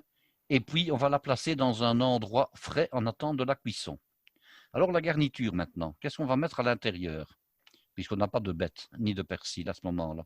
On prend 250 grammes de fromage gras, comme je viens d'expliquer. Quand je dis gras, c'est donc rengraissé, mais il n'est pas gras naturellement, il n'y a pas de matière grasse dedans. Et comme il n'y a pas de matière grasse, vous allez comprendre, on va lui en ajouter. On va lui ajouter 100 grammes de beurre de ferme salée, de nouveau. Hein. Et puis, on va maintenant cuire les crêpes. Alors, on ne met pas d'œufs là-dedans, hein. On ne met pas d'œufs. Donc, on va cuire les crêpes. Donc, c'est meilleur pour le cholestérol. C'est meilleur pour le cholestérol. On va donc cuire les crêpes. Et ensuite, on va mettre donc, lorsque les crêpes sont faites, on les sort donc de la poêle. On va mettre une première crêpe, on va mettre une bonne cuillère de ce mélange-là que je viens d'expliquer, on va l'étendre, bon, une cuillère ou deux si on a envie. On remet une deuxième crêpe. Et alors, Claude, comme vous avez compris, c'est que c'est une région où on mange gras. On reprend sa poêle, on met un peu de matière grasse dans la poêle, on redépose les deux crêpes garnies qu'on vient donc de réaliser et on les repoêle des deux côtés. Et bien entendu, au moment de la dégustation, on va de nouveau servir sur assiette bien chaude, qu'on a légèrement beurré pour que ça ne colle pas, et on remet de nouveau un morceau de beurre de ferme salé au-dessus de la deuxième crêpe. Donc, on couronne le tout avec du beurre qui va fondre et qui va, disons, parfumer, agrémenter le plat. Autant vous dire que par les époques que nous traversons, où tout le monde regarde à son tour de taille pour l'été, ce n'est peut-être pas la recette qu'on va conseiller, mais enfin, disons que c'est une recette ancestrale à une époque où on n'a pas de cholestérol comme on en parle maintenant. Oui, oui. Évidemment, c'est beaucoup plus facile à faire que la tarte al jot. Hein. Et puis, Oui. il y a une restauratrice qui a inventé ce qu'on appelle l'écolo. Alors, cette restauratrice, mais je ne sais pas si elle vit toujours parce que les sources que j'ai remontent à plusieurs années. C'est une certaine Madame Jean-Marie Crépillon et qui tenait une taverne bien connue à Nivelles qui s'appelle Les Arcades. Alors, qu'est-ce qu'elle faisait? Eh bien, elle faisait d'abord la garniture. Alors, elle prenait une boulette de 200 grammes de fromage, elle prenait un œuf, elle prenait un peu de lait entier. Quantité variable, pourquoi? Parce que ça sert à mettre à bonne consistance en réalité. Elle prenait 20 grammes de beurre, donc une belle noix de beurre, bien sûr du beurre de ferme salé, et de nouveau un petit peu de sel et un peu de poivre. Alors, qu'est-ce qu'elle faisait? Eh bien, elle allait donc tiédir le lait avec le beurre. J'ai bien dit tiédir. Pourquoi? Parce que le lait est destiné, je dirais, à assouplir le fromage. Je rappelle que c'est un fromage qui a été égoutté, qui a été pressé très fortement. Hein. Même si c'est un fromage frais, ce n'est pas à comparer avec un fromage de type fromage en tartinet. Hein. C'est quelque chose qui est assez compact. Donc, le lait est tiédi et il va, je dirais, réhumidifier et réassouplir le fromage. On peut travailler avec une fourchette. Hein. On ajoute l'œuf. Alors, c'est ça qu'il faut un petit peu s'y connaître. Je veux dire par là que les gens qui le font savent quelle quantité de lait ils doivent mettre. Parce que si vous mettez trop de lait, vous allez avoir quelque chose qui va couler. Or, ça doit rester, je dirais, comme une confiture très épaisse. Donc, une fois qu'on a réalisé ça, qu'on a salé, qu'on a poivré, on prend 2 ou 3 tartines de pain de campagne. Alors, je ne sais pas si la notion de tartine vous est connue en France, comme elle l'est chez nous. C'est donc du pain qu'on coupe en tranches, qu'on va écrouter. Alors, on va tout simplement garnir, je dirais, une tartine d'environ 1 centimètre de cette mixture, cet appareil. On va faire fondre un petit peu de beurre dans une poêle et on va y déposer la tartine garnie, on va la faire dorer. Là, on ne met pas une deuxième tartine au-dessus, hein. On laisse une simple tartine et on a la garniture qui est au-dessus. Donc, on a finalement un genre de toast qui va être croustillant à sa base, tout en restant moelleux au-dessus, avec la garniture qui va rester au-dessus. Voilà.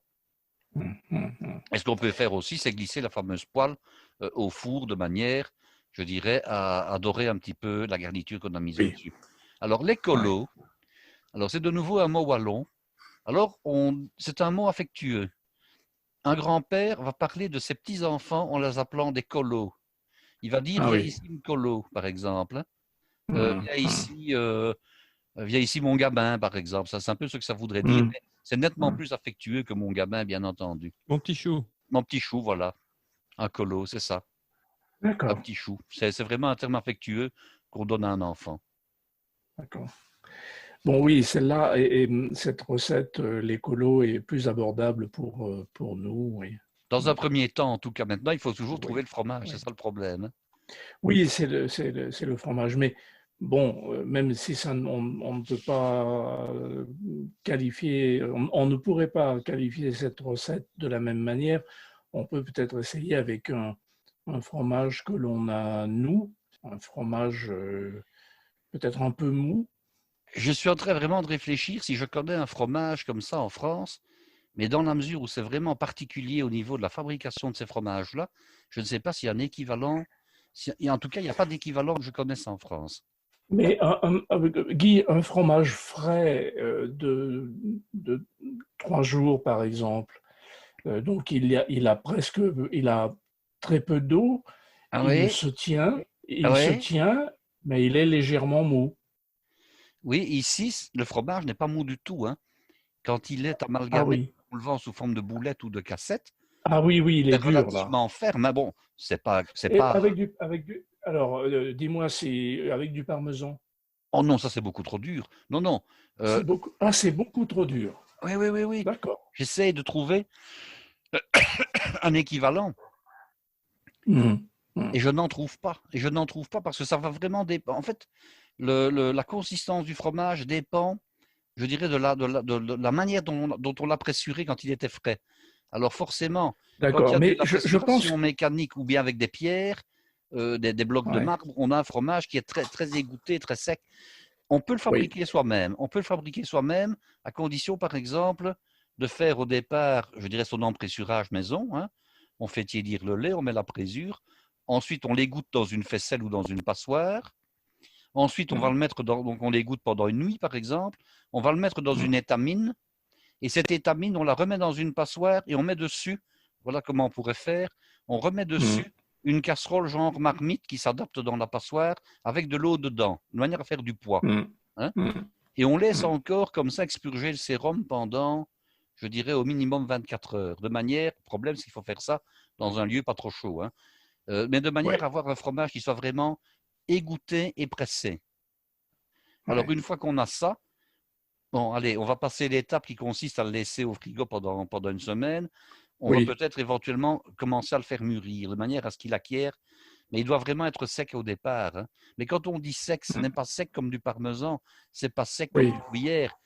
C'est c'est un fromage frais qu'on a vraiment, je dirais, égoutté à l'extrême, voilà. oui, oui, oui. Mais je pense qu'on peut trouver des boulettes de Nivelles. Ça me dit quelque chose. On peut trouver ça chez nous.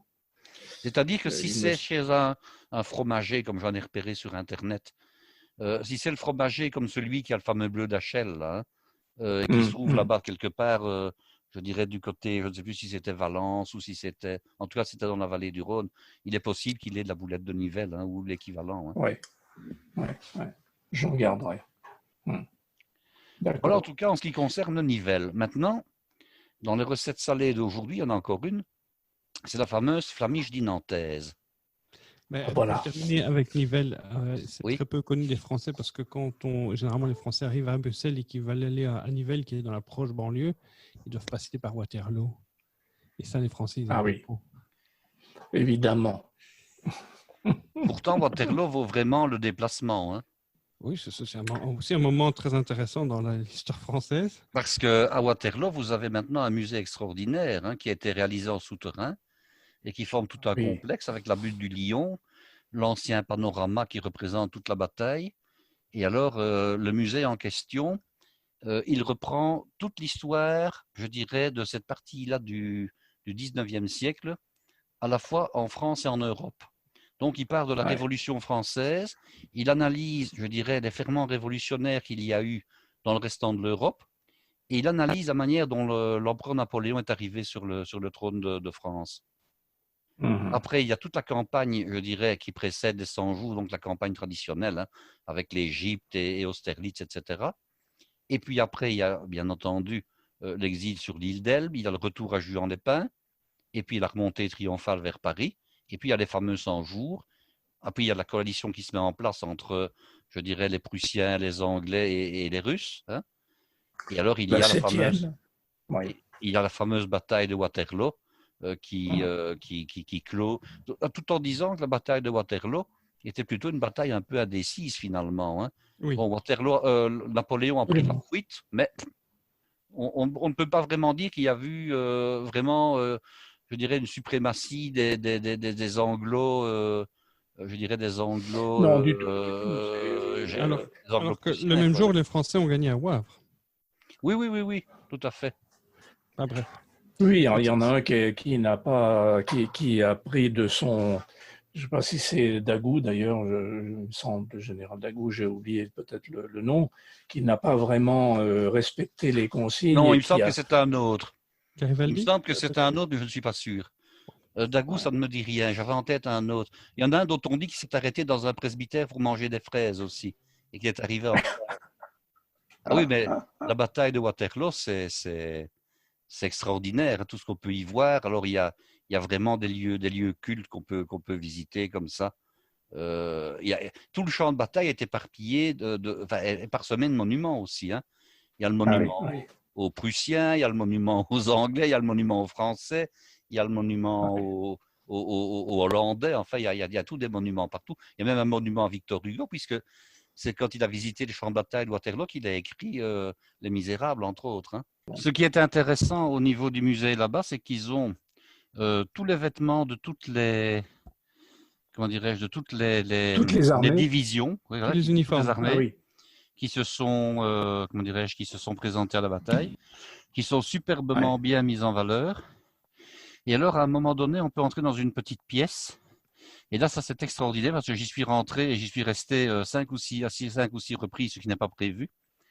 C'est qu'on a un petit film, on a des lunettes et on a un film en 3 dimensions où on voit quelques scènes d'avant la bataille et alors surtout une scène extraordinaire avec le bruit bien sûr. Il y a même les odeurs, hein, du bois brûlé, etc. Et alors on y voit la charge de la cavalerie. Et on se trouve en plein milieu du champ de bataille et on a les chevaux qui vous foncent dessus, qui viennent de l'horizon et qui courent vers vous à toute vitesse, hein, du 40-50 à l'heure, je ne sais pas. Et alors, on est évidemment scotché parce qu'on voit ça en 3 dimensions, hein, et on passe entre 2 lignes de chevaux, en fait. Donc, on a des chevaux qui passent exactement à votre épaule gauche et d'autres exactement à l'épaule droite, avec un bruit assourdissant. Et je pense même qu'il est prévu que le sol vibre un petit peu à ce moment-là. Donc, c'est assez bluffant, quoi. On est au milieu du champ de bataille au moment où l'armée est en train de charger. Et puis après, on a je dirais, l'état des fermes et des ruines après la bataille. Mais c'est vraiment bien fait, hein, ce film-là, c'est génial. D'accord, donc revenons à notre recette. Donc tu parlais de la boulette de Huy, c'est ça? Alors, je parle de la boulette de Romeden maintenant. Ah, voilà. Alors, je parle de la boulette de Romeden. Alors, elle est un tout petit peu différente des autres, non pas dans l'aspect final, mais je dirais dans la méthode de fabrication. En fait, je vous donne la méthode traditionnelle, évidemment, ici. Hein. C'est aussi une boulette qui est réputée où, traditionnellement, on ne mettait pas ni ferment lactique ni présure. Donc, je suppose qu'à ce moment-là, il y avait des ferments naturels qui se trouvaient donc dans la pièce où on réalisait le... Oui, dans l'environnement. Oui. Dans l'environnement. Alors, on prenait du lait écrémé qu'on versait dans une cuve d'à peu près 70 litres de contenance. Hein. Et alors, la coagulation se faisait rapidement, elle se faisait spontanément, et on ajoutait donc, comme je l'ai dit, ni présure ni ferment lactique. Et puis, la particularité, c'est qu'en cours de journée, on retirait à peu près 50% du caillé qui s'était formé, donc à partir du lait du matin, et on remplaçait ces 50% de caillé par du lait frais. Et c'était le caillé qui subsistait, un petit peu comme pour la fabrication du pain au levain. Et c'était le caillé qui subsistait qui allait faire coaguler le lait qu'on allait rajouter. Hein. Et de nouveau, le lendemain, on reprenait 50%, on retirait, on laissait 50% donc de caillé qui ensemençait le lait qu'on allait rajouter. Donc c'est un petit peu particulier comme méthode de fabrication. C'est un peu comme un fromage perpétuel, quoi. C'est un peu comme un fromage perpétuel. Alors de temps en temps, il fallait, lorsque le ferment, hein, parce que c'était comme ça, lorsque le ferment vieillissait, eh bien à ce moment-là, ça se produisait moins spontanément. On vidait carrément la cuve et puis on recommençait de nouveau avec une cuve complète de lait qu'on laissait cailler spontanément et puis qui après était soustraite, on en soustrayait la moitié, on rajoutait la moitié de lait, etc. Et qu'est-ce qu'on faisait de la lait décontiré? Qu'est-ce qu'on faisait? Eh bien, on fabriquait, on le mettait, Non, mais à égoutter, puis on faisait les boulettes avec la partie qu'on retirait, évidemment. oui, c'est ça, d'accord, ok, j'ai Donc, compris. en fait, le cahier servait à ensemencer le lait qu'on rajoutait qui était frais.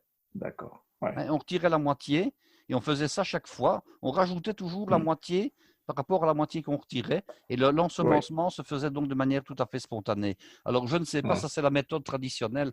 Je ne sais pas si évidemment actuellement on fabrique encore la boulette de Romeden de cette manière-là. Hein. Il faut Hmm. noter qu'il fallait 12 litres de lait pour obtenir 1 kilo de caillé, donc de fromage. Hein. Lorsque Ouais. on retirait le caillé, évidemment, on le mettait à égoutter, mais avant ça, on lui faisait subir une cuisson lente. Et on faisait une cuisson dans une marmite de 20 litres et on chauffait jusqu'à 85 degrés. Alors, la durée de ce chauffage pouvait durer de 1 heure à 2 heures selon la méthode, mais c'était nécessaire pour obtenir un cahier qui soit dur et le fait qu'on n'y mettait pas de présure. Donc, c'était une méthode qui ressemblait finalement un petit peu à la fabrication des fromages de type alpage, hein. Donc, des Hmm. fromages à pâte dure où on fait chauffer le lait de manière assez intense. Ici, en fait, c'est le cahier qu'on faisait chauffer. Alors, on fabriquait ce qu'on appelle des matons ou des pressins, c'est-à-dire que chaque entité faisait à peu près 3 kilos lorsqu'il avait été pressé et égoutté fortement. Et alors, on les conservait également donc dans des sacs en plastique de manière à ce qu'ils ne débutent pas de fermentation. Et puis, Ouais. lorsqu'on voulait, fabriquer le fromage, les cassettes ou les boulettes donc de Romeden, on reprenait ce fromage qui était très sec, on l'émiettait et on le faisait mûrir de nouveau, donc je dirais à façon, de manière à ce que, le fromage ait la consistance et surtout la maturation qu'on voulait. Alors ça se faisait comment? Je ne sais pas s'ils le font encore comme ça. Ça se faisait en fait pendant à peu près 3 jours, à une température de 20 à 25 degrés. Et ça se faisait sur des tables en bois, hein, ou sur des auges en bois en tout cas. Et alors on recouvrait le fromage pour qu'il ne soit pas ensemencé par des bactéries indésirables. Donc après les Hmm. 3 jours, le fromage était prêt, hein, et on pouvait à ce moment-là, le refaçonner en boulettes. Hein. Et c'est un fromage qui était relativement sec et qui est relativement sec au point qu'à certains moments, pour le consommer sur une tartine par exemple, on devait y rajouter de l'eau tiède, tout simplement. Et on rajoutait Mhm. l'équivalent de 5 à 6 litres d'eau pour 30 kilos de fromage de base. À ce moment-là, on salait et c'est un fromage qu'on sale à raison de 2% de son poids. Donc voilà un petit peu ce Mhm. qui caractérise le fromage de Romeden par rapport aux autres. Alors les poids de commerciaux, pardon, c'était des poids de 200 grammes ou de 400 grammes, mais on peut également, faire des plus grosses quantités pour les boulangers pâtissiers de Dinan qui réalisent la fameuse flamiche dinantaise dont je vais vous parler maintenant. Alors, Mhm. je ne saurais pas faire sans vous parler un petit peu de Dinan. Pourquoi? Parce que c'est une ville intéressante à visiter. Il y a d'ailleurs énormément de touristes belges, bien sûr, flamands, hollandais et français qui visitent Dinan. Et Dinan se trouve sur la Meuse, donc c'est la rivière qui nous vient de France et qui devient réellement un fleuve lorsqu'elle passe en Belgique. Et il y a même Vauban qui s'est arrêté là-bas. Vauban, c'est surtout sur Namur qui s'est arrêté, hein. Il y a aussi une citadelle à Il y a une Dinan. citadelle, mais la citadelle de Dinan, elle date de l'époque hollandaise, Ah, tandis que la ok. citadelle de Namur, elle date de l'époque de Louis XIV, donc de Vauban. Autant Hein. pour moi. C'est pas la même époque. Alors bien sûr, il y a un énorme rocher au sommet duquel était bâti un château fort à l'origine. Hein. Il y a une église, une collégiale qui est également une collégiale gothique, qui n'a jamais eu les flèches terminées et on a ajouté un bulbe baroque dessus, donc c'est un petit peu original. Oui. C'est la collégiale Notre-Dame. C'est évidemment, comme je l'ai dit à Claude tout à l'heure, la ville natale du célèbre Adolphe Sax, qui a conçu le saxophone et tous les instruments dérivés. Maintenant, sa réputation, il l'a eu à Paris, parce que c'est à Paris qu'il a décidé d'aller s'installer pour faire commerce, ce qui n'empêche pas les Dinantais de ne pas lui en vouloir du tout, d'ériger un monument à son honneur et de faire un festival du saxophone, donc ça n'est pas un problème. Il y a également le plus petit téléphérique du monde, puisqu'il a à peu près un dénivelé d'une centaine de mètres. Alors, ce n'est pas un funiculaire, hein, c'est réellement un téléphérique, donc, Oui. avec 2 câbles, une cabine qui monte, une qui descend, et puis celle qui est au-dessus redescend et fait ça toute la journée. Alors, il y a des parcs d'attractions, il y a moyen de faire des petites visites en bateau sur la Meuse, il y a Mais moyen, et ça dis-moi, c'est une... c'est la Oui. première ville qu'on rencontre quand on emprunte la Meuse depuis la France. On arrive en C'est la Belgique. première grosse ville, parce qu'il y a Grosse d'autres ville, oui. localités. Hein. Il y a Astières, évidemment, qui est entre-temps, il y a Wausau, etc. Mais c'est la vraie première ville. Hein. Alors, la vallée de la Meuse était véritablement, à la belle époque, un lieu de villégiature. Hein. Il y avait énormément d'hôtels à Dinan. Bon, les gens ne couraient pas comme maintenant. Soit ils avaient beaucoup de moyens, alors ils allaient en Italie, ils allaient en Égypte, soit ils restaient donc dans la vallée de Ben, la Meuse. on va y revenir, hein, On va peut-être y revenir. Hein. avec les frontières fermées. Et il y avait Vraisemblablement. Oui. il y avait énormément d'hôtels qui dataient de la belle époque et qui se trouvaient donc dans cette vallée de la Meuse, de même qu'il y a énormément de villas, je dirais, de type un petit peu, comment dirais-je moi, anglo-normand, hein, Victorien. victoriens ou anglo-normands, des petits castels comme Oui. ça qui se sont érigés le long de la Meuse. Et une des plus belles excursions à faire, Marc, je vous coupe, elle n'a lieu qu'une fois par semaine et c'est le jeudi si ma mémoire est bonne. On prend un bateau qui s'appelle le Bayard, c'est un bateau un petit peu plus gros que les bateaux mouches, et on fait une excursion qui consiste à aller de Dinan à Givet, en France. On arrive là aux environs d'1 h 30, on a juste le temps de manger, on réembarque aux environs de 3 h de l'après-midi, et on revient à Dinan pour 6 h du soir. Bon, il y a je ne sais plus si c'est 4 ou 6 écluses à passer, donc on va véritablement à train de sénateur. Par contre, on a un des plus beaux points de vue sur la vallée de la Meuse, puisqu'on est au milieu du fleuve, évidemment, on n'est pas sur la route qui est au bord. Donc ça, c'est vraiment génial. Voilà. Alors, à proximité, il y a les célèbres rochers de Freyr. Alors, les rochers de Freyr, ce sont des rochers qui plongent dans la Meuse d'une hauteur de 120 mètres. Donc, ce sont des falaises de calcaire. Ils tirent leur nom de la déesse nordique Freyja, parce qu'on dit qu'elle y avait une caverne. Bon, voilà, ça c'est un petit peu l'histoire.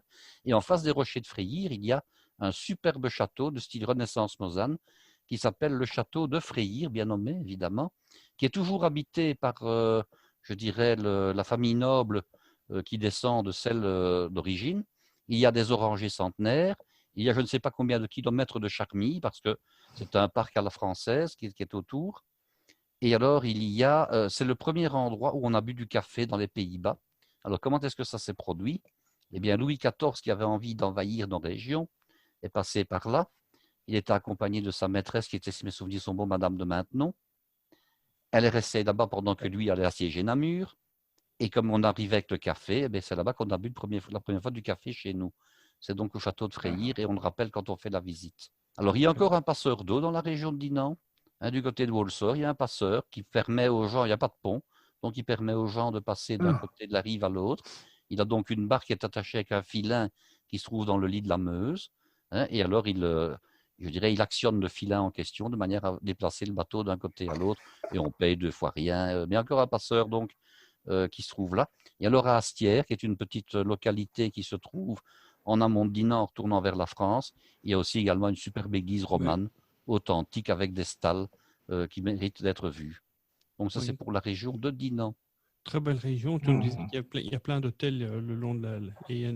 comment dire, je sais que cette région-là, dans tout le bassin de la... En tout cas sur les on appelle Dinan la perle de la Meuse parce que c'est ce qu'on appelle également la Haute-Meuse dinantaise. Alors, Haute-Meuse peut évidemment faire un petit peu rire un ami français parce que quand on parle de la Haute-Durance ou de la Haute-Vallée du Rhône, évidemment, on est dans des altitudes différentes. Mais ici, pour la Belgique, la Haute-Meuse dinantaise, c'est un endroit où le fond de la vallée est à peu près entre 80 et 90 mètres d'altitude. Hein, mais c'est la partie supérieure du cours du fleuve en Belgique. C'est ainsi qu'on l'appelle la Haute-Meuse dinantaise. Alors, je n'ai pas fini, je dirais tout ce qu'il y a à voir à Dinan. Hein. Il y a également 2 grottes. Il y a la merveilleuse, la grotte de Montfat. La grotte de Montfat, je ne sais pas, je l'ai visitée il y a longtemps. Je ne sais pas s'il est encore visitable. C'est une grotte effondrée, dont une partie est effondrée, un petit peu comme il y a en France aux grottes de Rocamadour, où il y a une partie d'une voûte qui s'est effondrée. Donc, quand on est dans le fond, on voit des choses à l'air libre. Et alors, il y a aussi le fameux et le célèbre rocher Bayard. Alors, le rocher Bayard... C'est pas à Namur, ça? Non, ça, c'est le cheval Bayard qui est à Namur. Ah, ok. Le cheval Bayard qui s'apprête à sauter la Meuse, c'est à Namur, au pont des Ardennes. Mais le rocher Bayard, c'est une aiguille rocheuse qui fait à peu près 35 mètres de haut et qui se trouve en bord de Meuse. Et alors, anciennement, on dit que c'est le cheval Bayard, les légendes. Hein. Le cheval Bayard était donc monté par les 4 fils Aymon, qui étaient les fils du duc d'Aquitaine. Et alors, il s'était mis en pétard avec Charlemagne parce qu'ils avaient tué par accident un ami de Charlemagne. Donc, ils étaient en pétard avec Charlemagne qui voulait se venger, qui avait lancé son armée à leur poursuite. Et alors, ils étaient tous les 4 montés sur le cheval Bayard, qui est un cheval géant. indomptable, sauf par les 4 Ficémons, et qui courait extrêmement vite. Et alors la légende raconte qu'arrivé au bord de la Meuse, se sentant, je dirais, acculé, le cheval Bayard a donné un énorme coup de sabot, il a fendu le rocher qui a formé l'aiguille en question, et il a sauté d'un côté à l'autre de la Meuse pour s'échapper. Il faut savoir que la vallée est encaissée à cet endroit-là. La vallée est encaissée. Il faut savoir qu'actuellement, la Meuse fait à peu près 100 mètres de large, mais que ce n'était pas le cas à l'époque. Hein. Elle fait 100 mètres parce qu'elle a été, le fleuve fait 100 mètres parce qu'il a été canalisé.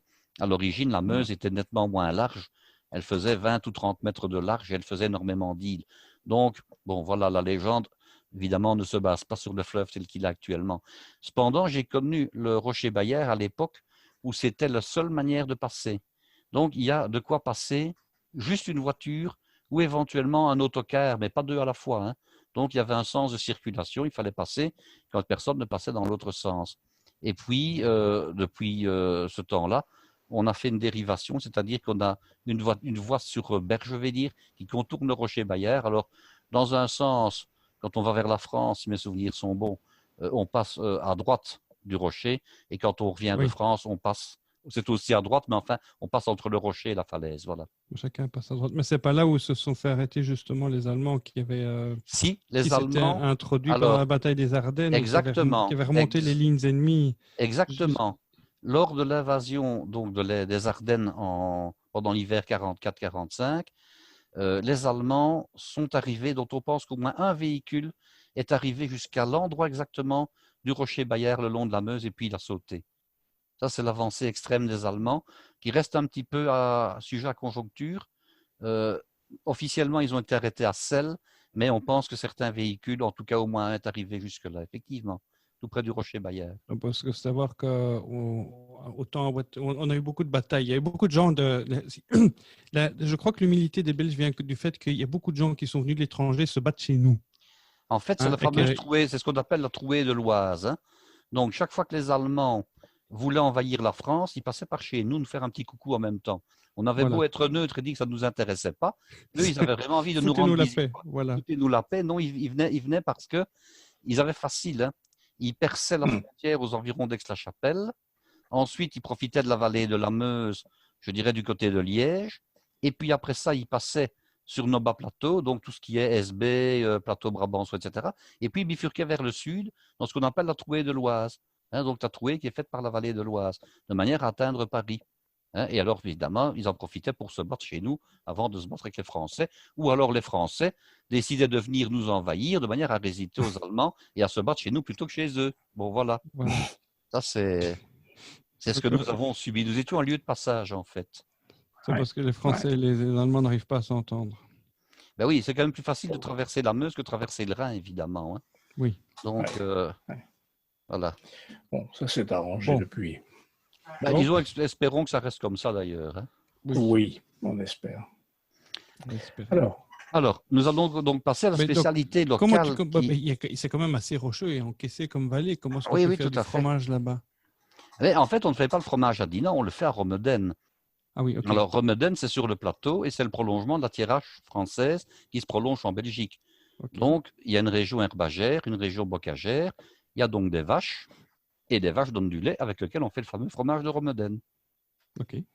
Qui est d'ailleurs toujours produit en quantité suffisamment importante parce qu'il faut quand même pouvoir en donner à tous les pâtissiers et tous les restaurants qui envisagent donc de faire la fameuse flamiche dinantaise. Alors, quand on veut parler de cette fameuse...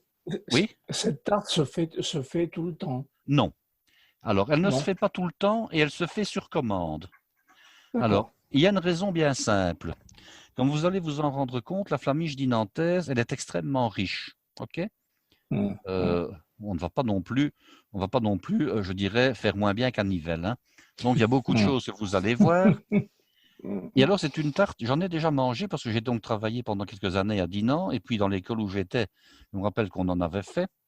C'est une tarte qui doit se manger brûlante à la sortie du four.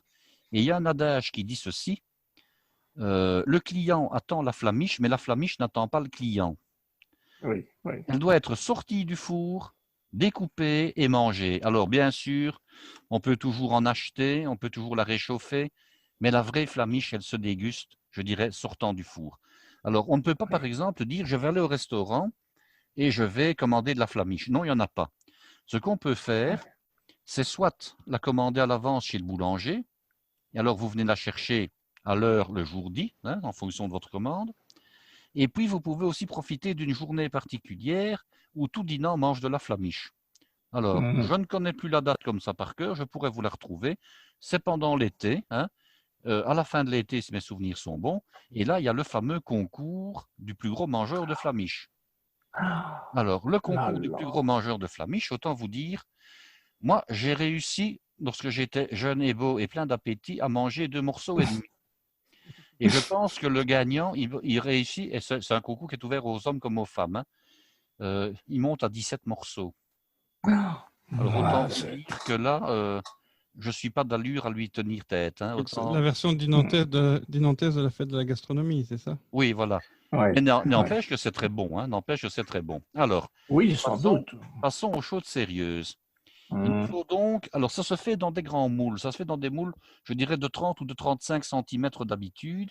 Alors je vous ai mis des proportions pour le moule de 30 cm, mais si vous faites un moule de 35 cm, donc un peu plus grand, j'ai fait des calculs, vous devez ajouter un tiers de la proportion en plus.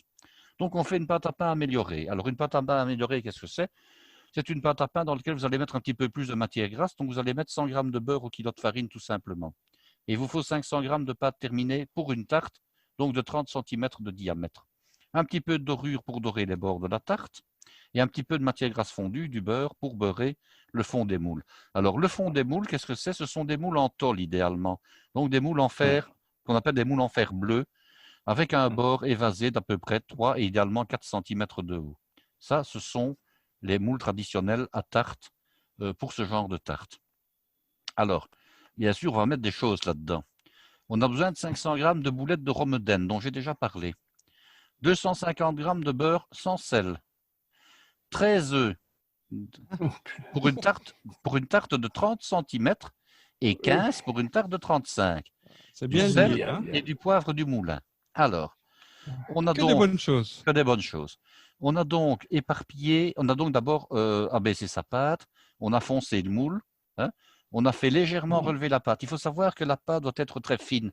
Il ne faut pas, c'est pas comme une pizza chez Pizza Hut avec une pâte qui fait 1,5 cm ou 2 cm d'épaisseur. Hein. C'est vraiment une pâte qui fait à peu près 5-6 mm d'épaisseur et pas davantage. Donc on va d'abord foncer le moule avec la fameuse pâte à pain, traditionnelle mais un peu améliorée. On va la faire lever. Hein, et ensuite, on va, comment dirais-je, on va la baisser mince. La pâte de 500 g doit entrer entièrement dans le moule, puisque les moules doivent être garnis de pâte partout, parce que s'il y avait un endroit où la pâte est un tout petit peu trop basse, le fromage et les œufs s'écouleraient le long du moule et brûleraient dans le four. Donc la pâte doit être vraiment, d'épouser vraiment le moule jusqu'à toute sa hauteur. Et on va donc après prendre la boulette. Alors la boulette, elle doit être de nouveau, je dirais, rengraissée. Donc elle doit avoir un goût qui exhale comme ça. Alors ça n'a l'air de rien, mais quand on dit un goût qui exhale, c'est un fromage qui est semi-frais et on n'est quand même pas trop loin des arômes de fromage de type maroilles, de type, comment dirais-je, je cherche en herbe. Oui, de herbe, mais aussi le langre qu'on a en France ou les poisses. Hein. Il y a un petit peu de ça dedans. Hein. Pas aussi fort, mais il y a un petit peu de ça. Donc on va, je dirais, émietter en gros morceaux le fromage et le répartir sur toute la pâte, partout. Mais on doit garder des morceaux. Ça ne doit pas être lisse. Et il ne faut surtout pas lisser. Hein. Il faut vraiment laisser des morceaux. Ça doit être un petit peu comme des montagnes russes. On va prendre les œufs, on va les casser, on va les battre, on va les assaisonner de sel et de poivre. Et on doit surtout relever en poivre. Ça, c'est connu. On doit vraiment bien assaisonner. Ça doit être poivré. Alors, au-dessus du fromage, on va prendre le beurre, les 250 g de beurre sans sel. Et on va émietter le beurre de la même manière, de manière un peu disparate sur le fromage. Et puis après, on va jusqu'à l'entrée du four qu'on a fait chauffer à 220 degrés. On enfourne la tarte et au moment où on va l'enfourner, on verse les œufs dessus un peu partout. Alors, pourquoi est-ce qu'on ne met pas les œufs? Allez, on pourrait très bien dire, on va faire un mélange homogène, on va mélanger le beurre, on va mélanger le fromage, on va mélanger les œufs. Non. Ça doit avoir un aspect un petit peu, comment dirais-je, un peu grumeleux comme ça. Il y a des consistances différentes dans la tarte. On va avoir du fromage, on va avoir du beurre qui a fondu et on va avoir les œufs qui ont coagulé. Alors, pendant que la tarte cuit, il y a une traduction, on boit du kir. Il faut savoir, oui, et on n'en boit pas qu'un. Il faut savoir que la vallée de la Meuse est une région bourguignonne. Pourquoi? Parce que traditionnellement, les Belges sont dits des bourguignons. C'est-à-dire que nous avons une espèce de joie de vivre qui tourne autour de la table, du boire et du manger. Et cela, c'est dû au fait que nous avons été, je dirais, le fleuron de la maison de Bourgogne pendant quelques siècles. C'est ça qui nous explique comme ça. C'était la cour la plus prestigieuse d'Europe à l'époque. On savait boire, on savait manger et on était surtout très riches, ce qui permettait de boire et de manger. Et alors, on distingue la Flandre de la Wallonie. Nous sommes tous les deux bourguignons, mais la Wallonie, elle commercialise et elle apprécie davantage traditionnellement les vins de Bourgogne, parce que les vins de Bourgogne remontaient par la vallée de la Meuse. Tandis que la Flandre était approvisionnée en vin de Bordeaux par la mer, par son port de Bruges. Et d'autre part, à l'époque où l'Aquitaine était, je dirais, terre d'Angleterre, à l'époque où il y avait la guerre de 100 ans, Bordeaux était une ville, je dirais, anglaise, et les Flamands commerçaient avec les Anglais au niveau de la laine. Donc, les Flamands s'approvisionnaient en vin de Bordeaux par la mer, et les Wallons s'approvisionnaient en vin de Bourgogne par la vallée de la Meuse, par le sud. Et c'est ce qui fait qu'encore aujourd'hui, en principe, la Wallonie est plus bourguignonne et la Flandre est plus bordelaise, tout simplement. Ça s'explique par l'histoire. Les Belges aiment le vin. Et les Belges aiment beaucoup le vin. Et les Belges sont, je dirais, reçus, que ce soit en Bourgogne ou à Bordeaux, je dirais, en déroulant le tapis rouge. Parce que nous aimons le vin et que nous sommes de gros consommateurs. Statistiquement, le Belge est le plus gros consommateur d'AOC par tête d'habitant. Oui, oui. Ah oui. Nous buvons plus de vin. Nous buvons essentiellement des vins de qualité. Voilà. Tandis que d'autres vont boire, disons, des vins tout venant et de temps en temps de la qualité. Le Gros Rouge qui des vins d'appellation, on va plutôt boire des vins d'appellation, je dirais, comme vin ordinaire. Voilà. Ah, si tu veux être mal poli quand tu as invité quelqu'un, tu lui amènes une bouteille de Gros Rouge qui tâche. Tu en trouveras très difficilement en Belgique. En Belgique, on n'en trouve quasiment pas du Gros Rouge qui tâche. Donc, si tu ramènes genre, tu sais, les bidons de villageoises, des trucs, les bouteilles de vin avec les étoiles dessus, je me souviens de ça.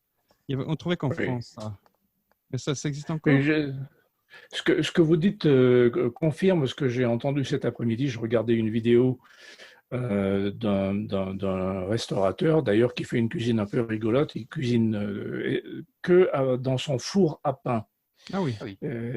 Oui. Et alors, on lui demandait quels étaient ses meilleurs clients. Ils sont les Belges. Oui, ils aiment manger et ils aiment beaucoup le vin. Alors, je n'ai pas vraiment terminé donc ma recette. Oui. On vient d'enfourner donc la flamiche. Alors, vous avez compris, dans le mot flamiche, vous retrouvez le mot flamme. Alors, on retrouve également cette racine-là dans la Flammenküche d'Alsace. Donc, c'est dans un four traditionnel à l'origine où il y avait des flammes qui venaient lécher la tarte. Bon, maintenant, ça se fait dans des fours, je dirais, de boulanger électrique où il n'y a plus de flammes. Mais enfin, voilà, le nom est resté. Alors, donc, on va donc laisser cuire la tarte. Alors, le temps, ça dépend un petit peu du type de four. J'ai vu depuis 20 minutes jusqu'à 40 minutes. Ce qu'il faut retenir, c'est que la tarte doit être bien dorée et croustillante. Alors, on va la défourner et on va la démouler sur un plat chaud pour éviter qu'elle refroidisse. Et surtout, on doit absolument éviter tout courant d'air parce qu'elle est un petit peu gonflée, un petit peu comme un soufflet. Bon, pas autant qu'un soufflet, soyons clairs, mais elle est légèrement gonflée à cause de la chaleur. Et on doit éviter tout courant d'air qui la ferait refroidir parce que c'est une tarte qui, si elle n'est pas mangée brûlante, est indigeste. Vous avez compris pourquoi. Le fromage, le beurre, les œufs, c'est de l'omelette. De l'omelette, c'est indigeste quand c'est mangé, disons, et là, ça doit vraiment être mangé brûlant. Alors, elle s'accompagne quasi impérativement par un vin français de Bourgogne qui est le Savigny. À défaut, on prendra un Côte de Beaune, éventuellement un autre cépage rouge de Bourgogne. Pas non de cépage, parce qu'il y a du gamay, mais je vais dire un autre endroit, un autre cru de Bourgogne que le Beaune. On peut prendre un Côte de Nuit, on peut prendre autre chose. Bon, ce n'est pas le genre de tarte qui va aller avec un Beaujolais, par exemple. qui est beaucoup trop Oui. fruité, qui est du gamay, Oui. donc ça ne marchera pas. Alors, si on ne veut pas boire, je dirais, un vin de Bourgogne, on peut prendre, je dirais, un autre vin ou éventuellement une bière forte.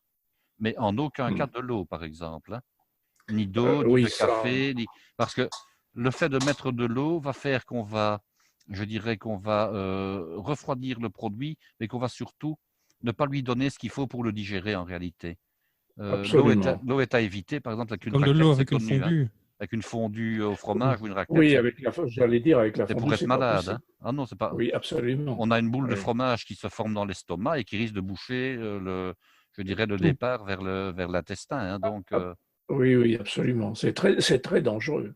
c'est pour ça qu'on L'eau, mange dans ce cas-là, est oui, dangereuse. c'est pour ça qu'on mange des cornichons, qu'on mange des petits oignons qui sont acides, hein, et qu'on boit du vin Ouais, blanc qui est en principe acide, hein. ouais, Ça, ouais. c'est la raison.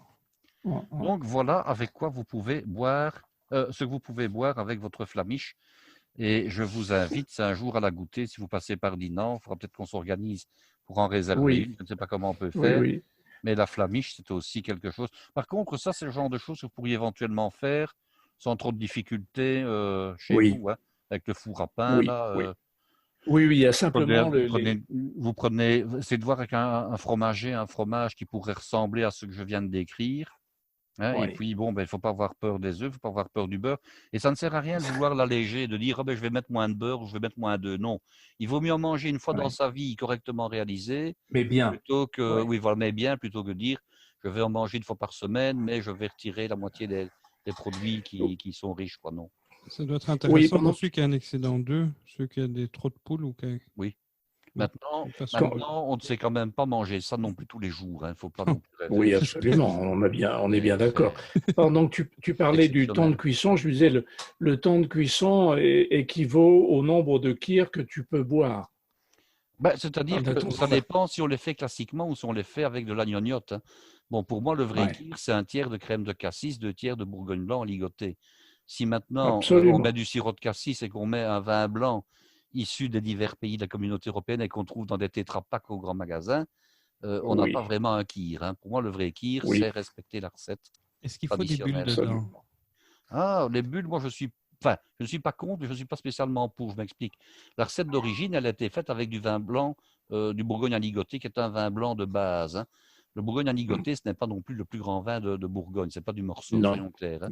non, Et alors, non. il a été inventé par le chanoine Kir dans les années 50. Chanoine Kir qui était député à l'Assemblée nationale, mais qui était également maire de Dijon. Et il l'a fait justement Mm, pour écouler les stocks de vin blanc, je dirais, mm, ordinaires de Bourgogne. Donc, il a, si mm. on peut dire, créé le Kir qu'il faisait servir à chaque fois qu'il y avait une manifestation, Une je dirais, réception, de oui. réception à la mairie Mm, de Dijon.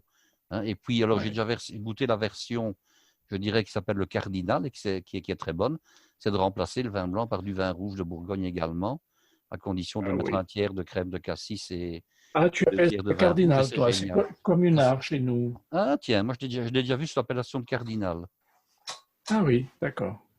Bon. Maintenant, peut-être qu'on l'appelle aussi communard à certains endroits et pour certaines raisons, hein.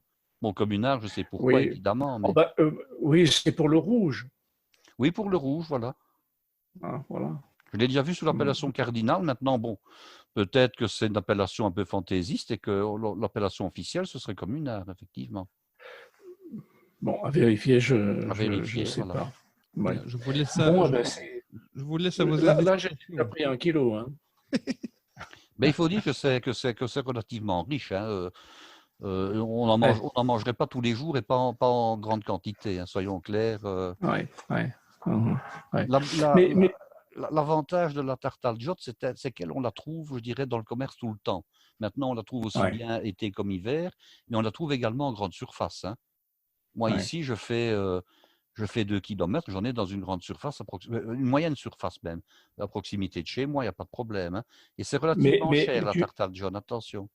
ah oui, mais tu vas acheter, c'est dans un supermarché, tu vas Oui, tout à acheter fait. La ça? tarte al jott, oui, parce que elle est Ah, faite par des, comment dirais-je moi, elle est faite par des artisans qui la mettent sous vide et c'est une tarte qui se conserve très d'accord, très bien, la tarte al jott.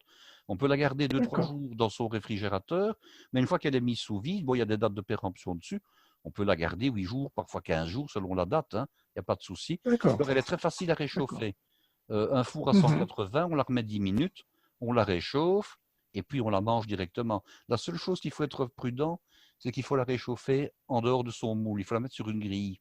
Parce que Oui. sinon, le fond de la tarte a été un petit peu, je dirais, rengraissé par la garniture. Et alors, on a un Oui. fond de tarte qui reste blanc et qui reste mou, qui n'est pas croustillant. Mm. Donc, il faut Mm. la retirer avec précaution du moule. Et alors, il faut faire attention parce que parfois, elle colle un tout petit peu dans le moule. Donc, il faut vraiment aller avec une lame en dessous pour la retirer proprement. Puis, on la met sur une grille, on la passe au four sur une grille. D'accord. D'accord, très bien. Ben voilà. Voilà un beau programme. Et puis, la prochaine bien, fois, nous aborderons le fromage de Herve. Ah, le fromage de Herve. Oh là là là là, ça c'est un sujet qui pue. Hein. Alors, quand on dit le fromage de Herve, il y a plusieurs fromages de Herve et je vous parlerai, et j'ai aussi des vidéos que je vous ai trouvées avec la dernière productrice de fromage de Herve au lait cru. Alors, il y a une trentaine d'années, il y avait encore une soixantaine de fermiers qui fabriquaient du fromage de Herve à l'ancienne, c'est-à-dire au lait cru. Et maintenant, il n'y a plus aucun fermier qui en fabrique, mais il y a encore une fromagère qui fait le fromage à partir du lait de la ferme voisine qui est tenue par son beau-frère, donc c'est en famille, on va dire, et qui réalise du fromage de Herve, et pas que du fromage de Herve. Alors là, ça vaut la peine d'aller visiter, parce que c'est la fromagerie du Vieux Moulin. Donc, il y a un petit musée, en plus, il y a une belle vidéo qui retrace l'histoire du fromage de Herve.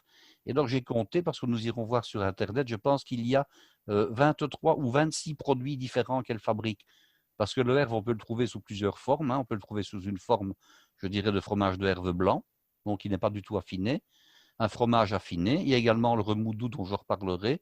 Et elle fabrique toute une série de produits. Elle fabrique évidemment, je dirais, du beurre et des fromages de type, pas demi-dur non cuite, donc type Gouda, mais alors aux orties, aux épices, etc. Donc Oui, nous en reparlerons la semaine prochaine. Et puis nous parlerons aussi de tous les autres fromages qu'on trouve sur le plateau de Herve, entre autres le bouquet des moines, le bouquet des moines blancs, le bouquet des moines bleus. Donc il y a également d'autres fromages qu'on trouve sur le plateau de Herve.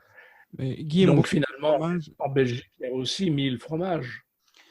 Ben, écoute, il y a 30 ans, il y en avait 300. Bon, maintenant, il y en a qui ont disparu, mais je me suis procuré un petit livre, donc j'essaierai de vous trouver un exemplaire qui ne parle que des fromages wallons, mais il y en a déjà quand même pas mal. Hein. Maintenant, ça dépend comment on appelle les fromages. Est-ce qu'on considère que c'est un fromage différent? Je vous donne un exemple. Je connais une chèvrerie à Ozo, la chèvrerie d'Ozo à Isier, pardon, où c'est un artisan qui fabrique des fromages. À partir de ces chèvres, il fait peut-être une quinzaine ou une vingtaine de fromages différents. Alors, est-ce qu'on doit considérer qu'il y a un fromage par fromagerie ou est-ce qu'on doit considérer les 15 ou 20 produits différents? Ça, c'est la question, évidemment. Parce que c'est comme le camembert. Est-ce qu'on considère qu'il y a un seul camembert ou on considère qu'il y a le camembert au lait cru, qu'il y a le camembert au lait pasteurisé, qu'il y a le camembert de chez Président et qu'il y a le camembert de je ne sais pas qui d'autre? Oui, mais tu ne vas pas faire un camembert aux orties, aux fines herbes? Non, mais par contre, on va trouver du camembert aux truffes ou des choses comme ça, éventuellement. Oui, je vais dire, à la truffe, on trouve. Hein. Et on trouve du camembert au calvados, hein, avec une espèce de chapelure autour affinée au calvados. Voilà. Ah. D'accord. Oui, là, avec qui on pourrait en parler sans fin. Hein. Non, mais le fromage de Herve, c'est un fromage qui a traumatisé beaucoup de monde. Traumatisé? Oui. Dis-tu. Guy l'adore parce qu'il reconnaît les choses, la finesse et la saveur. J'en ai encore acheté, mais il y a peu de temps. Oui, non, mais pour certains, c'est même considéré comme une arme de destruction massive.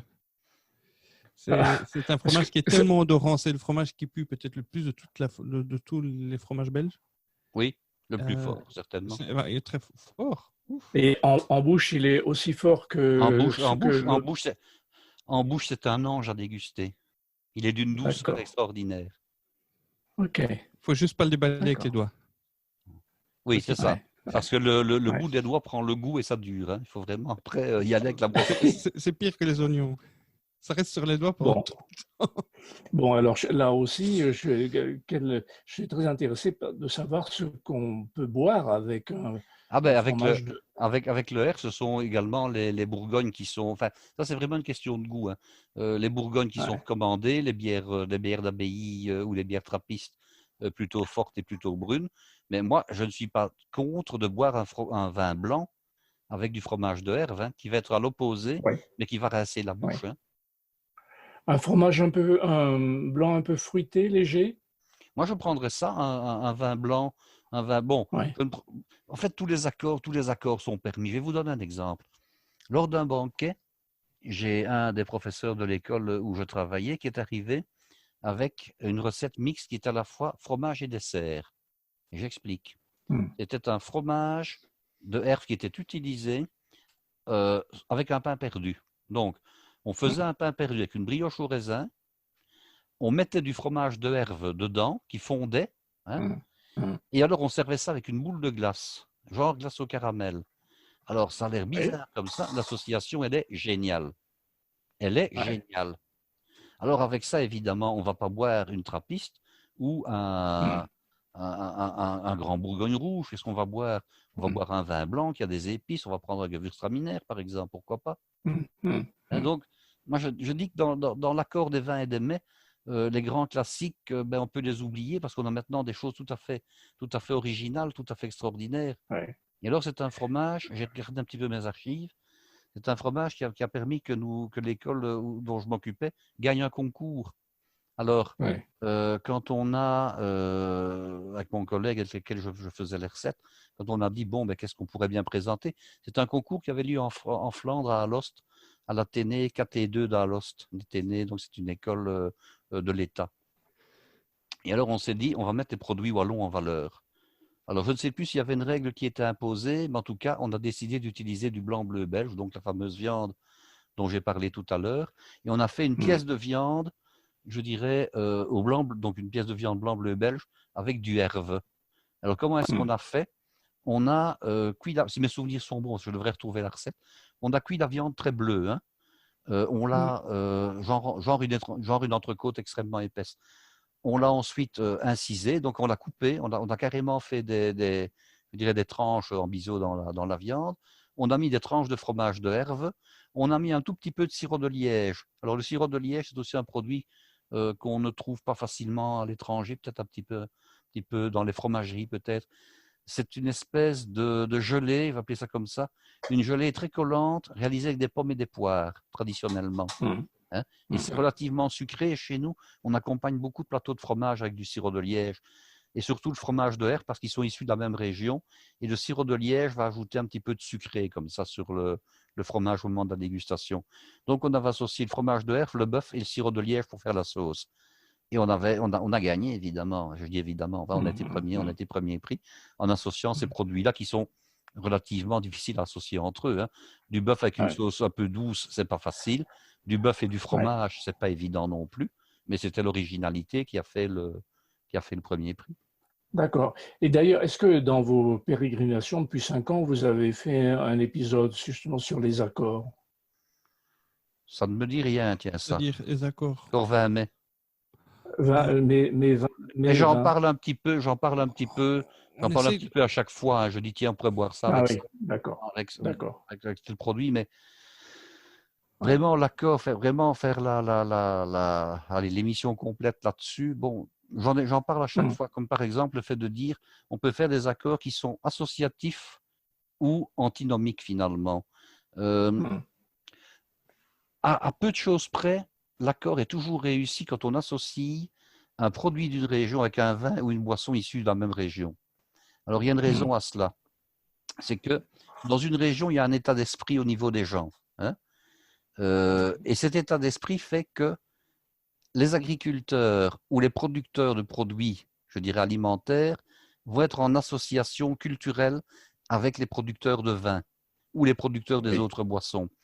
Et alors, par Ouais. exemple, il y a une erreur qui consiste à associer le camembert, qui est un fromage normand, avec un vin rouge. Bon, ça peut se faire, c'est le grand classique. Hein. Et qu'est-ce qu'on met avec le camembert? On met tout simplement un vin rouge de Bordeaux. C'est le grand classique. Bon.